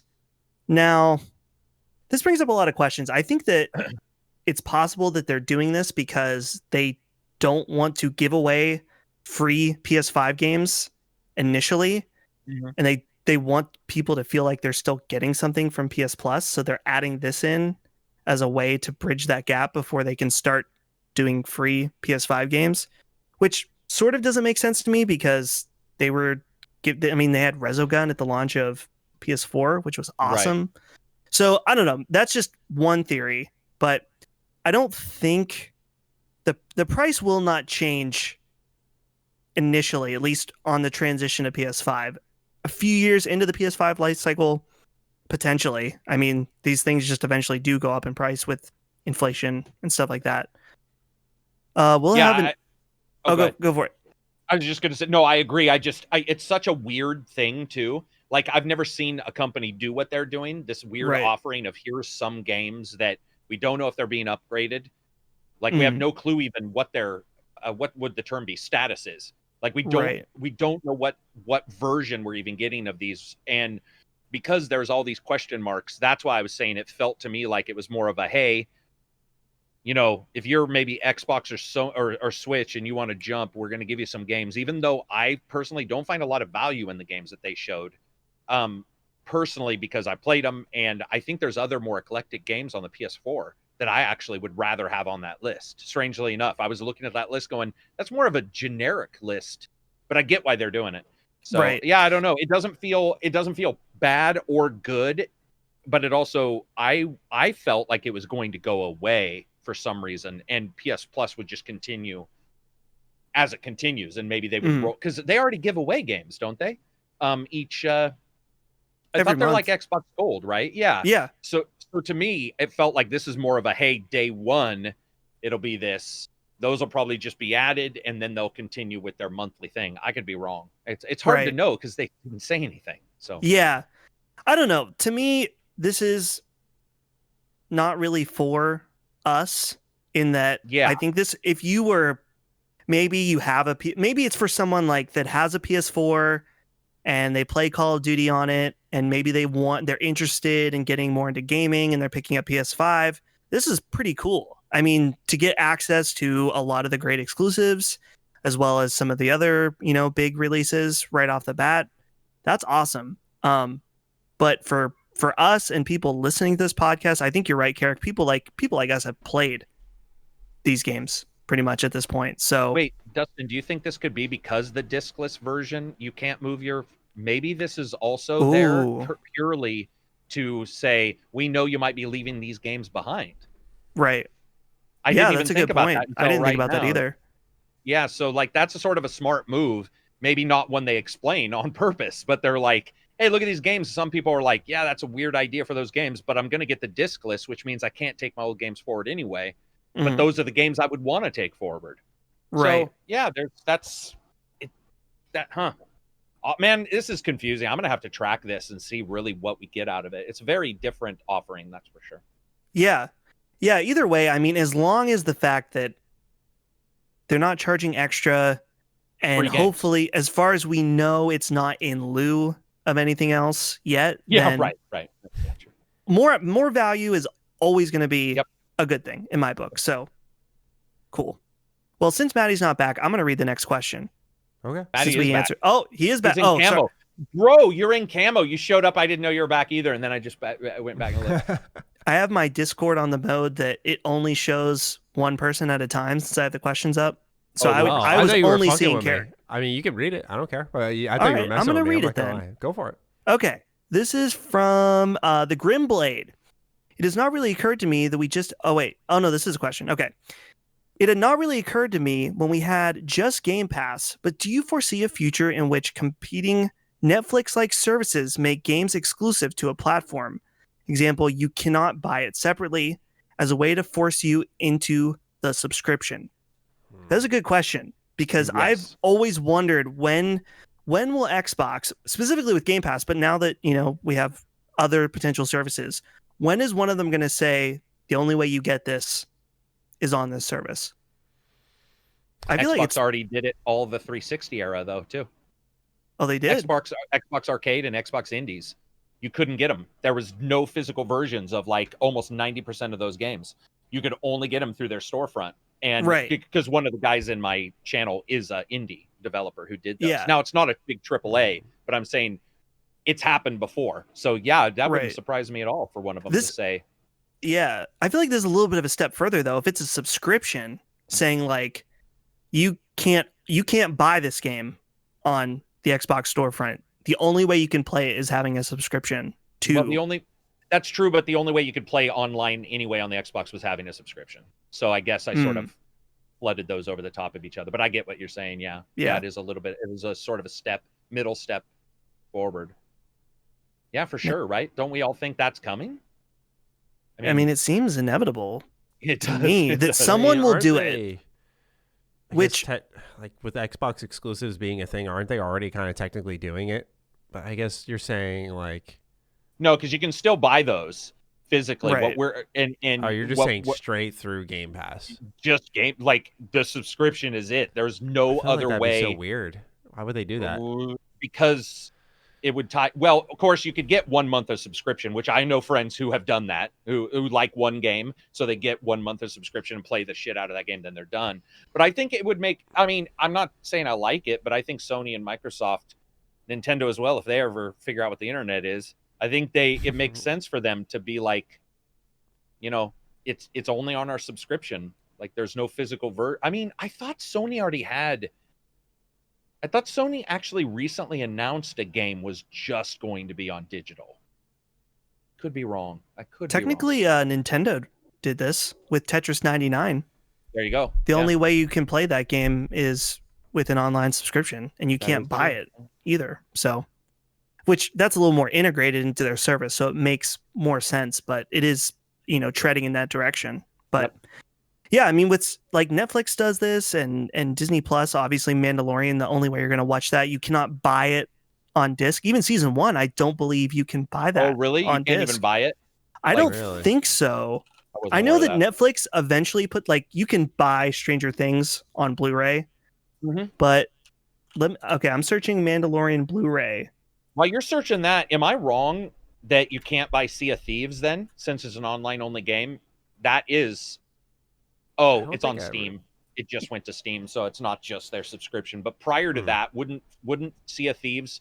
They wouldn't sell a physical version of that, would they? Yeah. Oh, I think they did. I don't know. Oh, okay. I never saw one. Sea of Thieves, Xbox One on Amazon, $25. That's what I'm looking right now.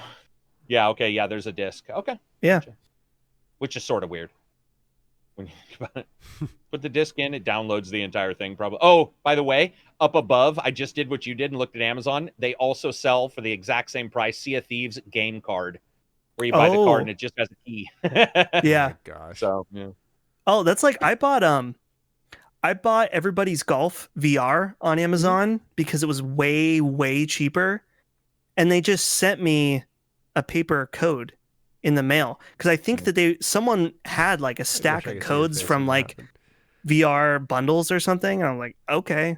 And they sent it to me in this big padded envelope, and inside was just a single piece of paper. So it's kind of funny. Willy Wonka's golden ticket moment. Right. Dustin, are you going to keep reading, or no? I'm not going to take over your show. All right. I mean, not yet. Eventually, not yet. If you don't watch out. So after what you calling me Dusty Wusty or whatever. Yeah, true. I won't do that again. I promise. I mean, I kind of liked it a little bit. I wish it was in private that you did that. That's true. That's true. That's an off-camera moment. Firstly, shout out to those lucky enough to pre-order a PS5. Amazon came through for me in the UK, so that's 450 euros gone. I can hear Karak already saying, what an idiot for forking out cash. Question is, when will THQ Nordic deliver on the ultimate remaster of Simpsons Hit and Run, and why do you think we haven't seen a Simpsons game in so long? I swear one was rumored a couple of E3s ago. You'd be correct. I think it's because they were hosting a panel, and speculation just and that's coming from a guy who loves speculation. That shit just ran rampant, big time. Hit and Run's so fucking good. Yeah. Yeah. I don't know Simpsons why. I feel like just licensing, and I don't know if it's as popular. That was definitely during its not peak. Yeah. I don't know what its peak was, but it was definitely way more relevant. 3 through 12, I think, seasons. 3 through 12. So 95 through 2007, 2008. Because didn't what's its name beat the shit out of it after a while? South Park. I mean, South Park became the cartoon of choice, right? When I was in middle school, that was super popular. And then they also nailed the game. I think Hit and Run was the best Simpsons, and of course the South Park games were amazing cartoon RPGs that were just unbelievable. Yeah. Simpsons was a great fucking GTA style game though, so it would be fun. I agree. I think that would make a lot of noise if it came back. I'm sure they're looking into it. I'm pretty sure they're aware of the demand. It's a matter of when. Yeah, I feel like that one's easy money for sure for someone to do. I personally never had an attachment to The Simpsons, but I know a lot of people love that game. Yeah, I don't have one in particular. I think Simpsons skews older, right? Just by its sheer time. because like Simpsons to me skews older just because I grew up with Simpsons, but I didn't grow up with South Park. So like I don't like South Park at all, but I like Simpsons. I think that's just because I'm older. And that was the cartoon of choice at the time. That was the risque kid cartoon. Right. It's weird because I remember the movie came out when I was in junior high, like early high school maybe. So I think I'm like Maddie and I are probably the last generation of kids growing up with Simpsons being somewhat popular, but I don't know what the kids these days, if they like or even care about Simpsons at all. Yeah, right. But question no, you know what they care about? Oh, sorry. My Little Pony. Oh yeah, they do. The bronies. They do. The bronies. I'm telling you right now, if somebody made like a brony fighting game, 4 bronies fucking fighting like Streets of Rage, that game would probably sell a fucking 60 million copies. You think? Yes, I do. Dude, I have fans who are like, you know, in their 20s who I've seen talking about that, and for whatever reason really like My Little Ponies. I don't even know where to go with this, but I'm just saying. Whatever they Steven want, Universe, man. Nickelodeon stuff is big. That kind of stuff. Nickelodeon just needs to give up the Ninja Turtles license and let someone competent handle it for both the shows and the games. The Nickelodeon TMNT games were fucking garbage tier for way too long, and this new TMNT show that came out I think a year ago was called Rise of the Ninja Turtles, and the art style is just horrible. Like the way the turtles look, it's terrible. But they had one of the best Ninja Turtle fight scenes in the entire show, and when they released it, they also announced that they're canceling the show. I was just like, phew. That is a kick in the nads, because a lot of people got interest in that show when that scene went live. Like, it actually went viral on Twitter and stuff. It was crazy. Dang it. I know. Real quick, guys, I got bad news. My 3080 was canceled on Amazon. No shit? Was it? Yeah. Well, it seemed kind of like a weird backdoor pre-order, so I'm not surprised. So that sucks. I'm on the hunt once again. That's okay. I've got a 1070 in my PC, so it's not like I'm struggling. Yeah, you're not just like you got an Abacus upgrade. and a fucking Sanddial in the background. Yeah. You'll be fine. All right. Next set of questions comes from Natural Calamity. He's got a number of them here, as expected. 4 indeed. Number 1, do you think, and we're obviously Natural Calamity, despite your puppy eyes, we are absolutely rapid firing you. Sorry. Number 1, do you think that the way this year has gone, showing Sony and Microsoft that you can show details deadly close to launch and gamers will still be frothing at the mouth for information? Or do you think this will be a trend going off in the future? I think this is actually an interesting question, because it's sort of hard to tell given how different this year was. That would it have been handled differently if everything was, we'll say, normal? It's really hard to make an accurate call on that. I feel like, Dustin, when you made that Nintendo connection with the Switch, I feel like that was the missing piece of the puzzle that not a lot of people were aware of. And I do genuinely believe we probably would have ended up waiting a good amount of time.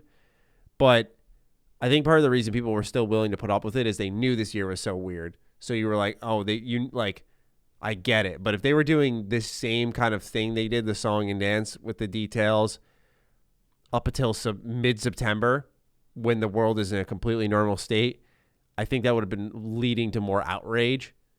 But that's just me. That's my 2 cents. Yeah, it's hard to say about trends with anything going on right now, just because everything is not normal. So, yeah, I mean, it definitely should. Nintendo showed that it's definitely possible. So, I don't know. I don't think that Sony and Microsoft were intentionally cutting things so close. So, yeah, I don't know. It's hard to say. Karak? Every year's different. This year's just more different than different itself. It's more different than the first 3 months. The first month started with a fucking Iran bombing Americans in like the Middle East. Like, it just started like shit and it's ended like shit. I don't think it's like any other year. And I think also our attention is our attention, it's weird because I would think we would be madder. I honestly would think as gamers we'd be madder because our ire was raised.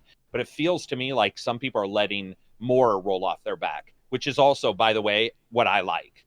Because I've always felt like the console wars and stuff are just fucking like so embarrassing. And so it's sort of cool to see people like him just being happy about ordering a system. You know, I agree. It's like, I like that. So I was annoyed with hopefully I was annoyed with the withholding, but now that it's here, like I'm like, okay. I was annoyed for sure, but Yeah. I don't know if you were mad. Like, no, you know we're how annoyed. when you were younger, or maybe even when we started a channel, it'd be like, I mean, I remember I tweeted a couple months ago. I was like, "Can you believe we're this far? No prices." I think that's all I said. I think maybe 2 years ago I might have done a video, if that makes sense. I might have done a video and been like, "What the fuck?" But this year I've been like, "I know the fuck. The fuck is viruses and sickness and all this stuff." So true. You got to just sort of step back and be like, "Shit happens." Mm-hmm. Question 2, does PS Plus Collection show Sony wasn't telling the whole truth with backwards compatibility? Because I remember them saying it was not possible, but then they turn around and bring PS4 games to PS5. It makes me think Sony will unveil backwards compatibility with PS3 games only when it's convenient for them. I think that's the key word there, because they did just confirm today that backwards compatibility for the PS1, 2, and 3 are not supported. And no one should be surprised by that, but... yeah, it's not happening, unfortunately. By the way, I don't say that like with a smile on my face, because I would love to just take that PS2 disc, put it in the PS5, but it just I was Dark not holding Cloud my breath. 2. Oh God, Or see, that shit would be so cool. I would love that. Saga. Cul-de-Sac. Yeah, I love some of those old games. Xbox is the closest you're gonna get to being able to just take that old disc and throw it in your console, no matter what it is, and have it work. As for PS4 games, they're good on that. I think they said that like 99% of PS4 games have been like tested and will work just fine on the PS5. I think Jim Ryan said that. Obviously, with some of the backtracking Sony's had, you know, people want to take that with a grain of salt, but that was what was said as well. Yeah, I wouldn't expect backwards compatibility with PS3 on PS5 ever, just because I'm not saying it's impossible, but it's the PS3 had its unique architecture. And I mean, you're talking about Sony here, which they don't even know how to design a proper network that you can change your fucking name on. Do you think that they're going to take the time to figure out how to emulate the cell processor? I just don't think so. You'd hope, but what would sell more, changing your name or playing the games? That's the only rebuttal I could ever offer to that. But other than that, it makes sense why they don't, right. Even if it's shitty. If it really was a big deal, I mean, I would love backwards compatibility as much. I think that having that option is always nice. But here's the deal. Not having it did not stop a single person from pre-ordering on Wednesday. Mm-hmm. So this is true. Why do it? I would say that that's because they didn't know on Wednesday. And that I do know people who canceled the pre-orders today. Really? Because they didn't play PS3 games? It doesn't do PS3. That's so weird I don't know me. if people really realize PS3 was the hardcore of the Sony. So PS2 was the casual Sony. Like, they had everything. Right. And PS3 had a very... almost nerd-like, because of the cell and all the lies Sony said about how, you know, I'm sure they said something about it like, you know, they can't sell it because aliens might get a hold of it. Who fucking knows what lie they made up? But Sony PS3 in particular had some really cool stuff going on. And I think a lot of people had a nerdgasm over PS3 at the time. And there was a lot of titles that they, in particular, I think PS3 did some unique stuff that I do know a lot of people wanted that in particular. And I do know somebody who just said they canceled and they bought a PS3. They had been waiting. Their PS3 had died and they canceled their thing and then just went and got a PS3 today so they could play those games. That's also, by the way, I want to make sure this is clear. It's not just because of that. It's because the games they showed the person wasn't happy with, the stuff that they haven't said they weren't. It's not one thing ever. Right. Mm-hmm. So I want to make sure that's clear. I'm not saying like, it was one thing. It's just that broke the camel's back. For sure. Very low number, though. Yeah. That might have been the only person. Who knows? Yeah. Question 3. With the PS5 race to the pre-order mess that it was, do you see the same happening for Microsoft? No. You don't think there's going to be the same kind of selling out Listen, issue?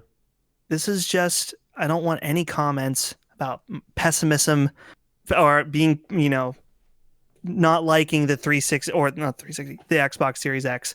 I just don't think the demand for overall is going to be as high as the PS5. And I don't know. They might have a completely different stock situation too. I mean, they're Microsoft, so it's possible that demand will be just as high, and they have way more units. So I don't know.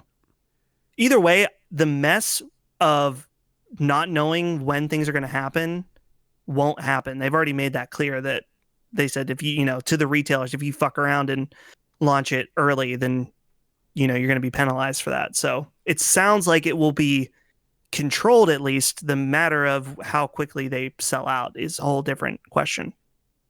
Yeah, and since now we will never know how PS5 would have sold on a normal launch, because we'll never know. Only some stores open. Right. So of course those stores are going to sell out more. Additionally, the simple truth is whoever went first is obviously going to have made more. I mean, the cash, you just can't keep buying systems. And I don't think a lot of people were blown away by what PS5 showed, but they showed up first for their pre-orders. And that's what Project Nimble was about. That's why it was called Project Nimble. They were quite literally waiting to beat Microsoft at pre-orders. And that's what they did. And if you go first, that's the way it is. They also have a payment plan. Who knows who's going to wait for that, how people are going to get those.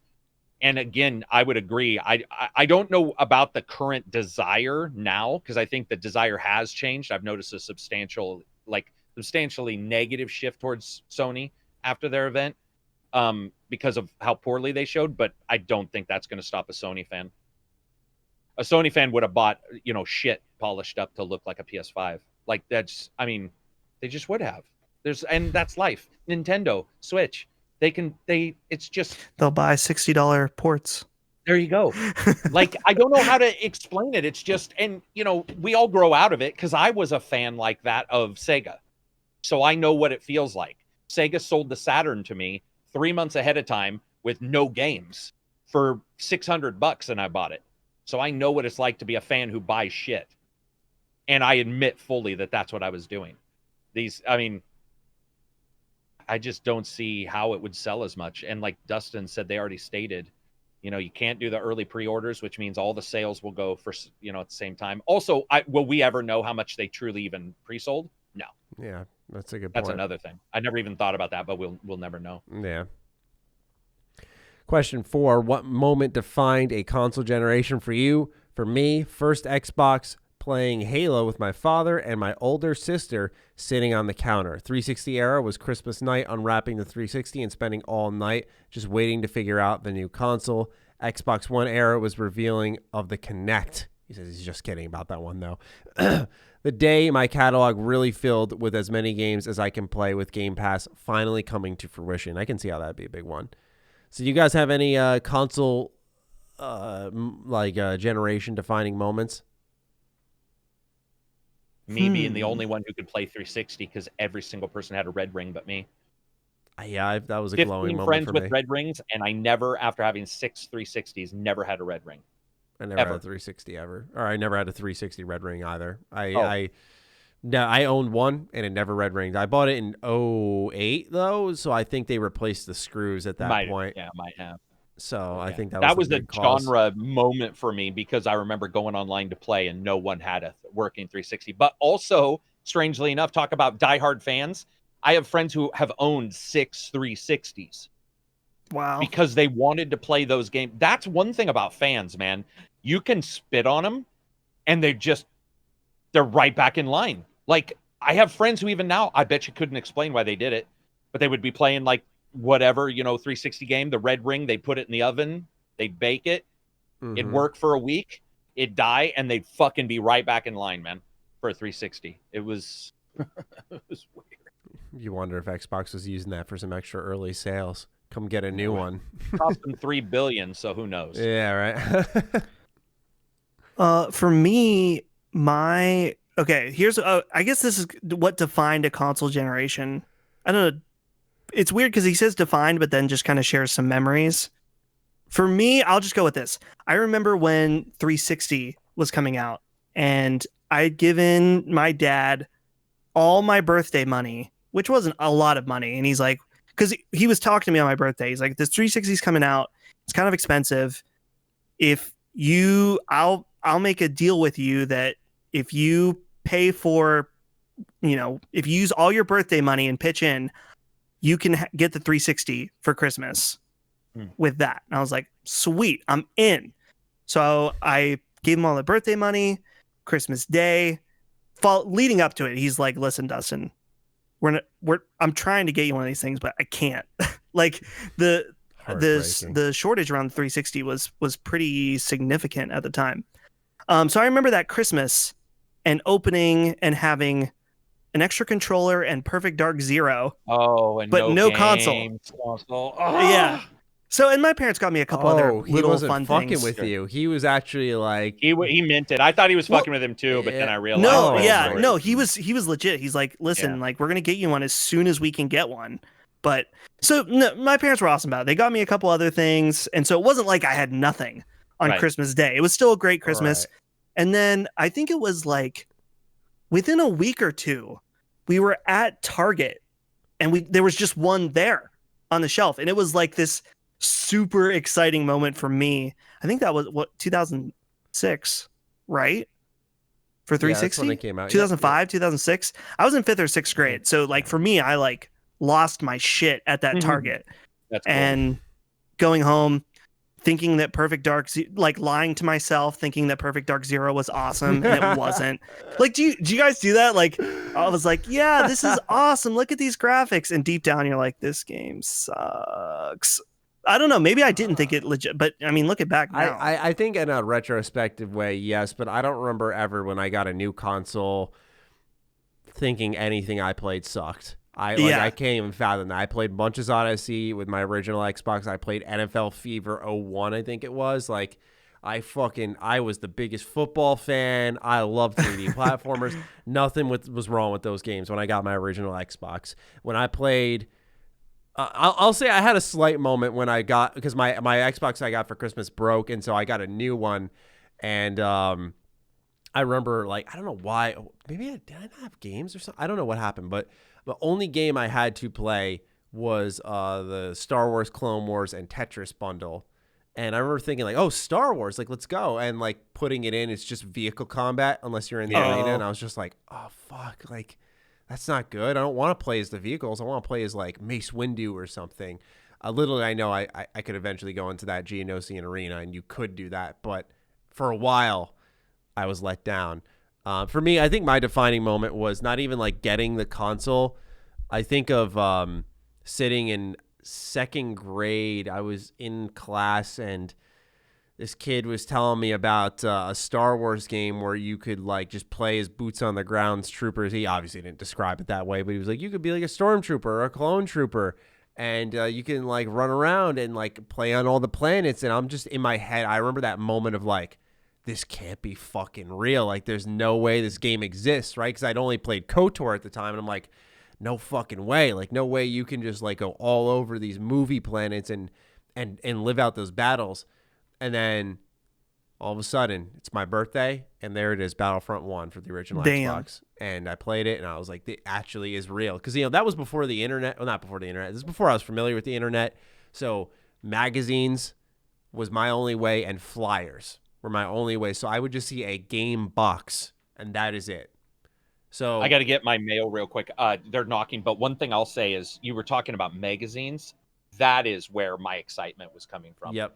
Fucking Next Generation magazine, buying it and reading like about Oblivion was so next level, because I'd never seen a game look like that, and they were showing it for the Xbox, and I was just like, this is the greatest fucking thing of all time.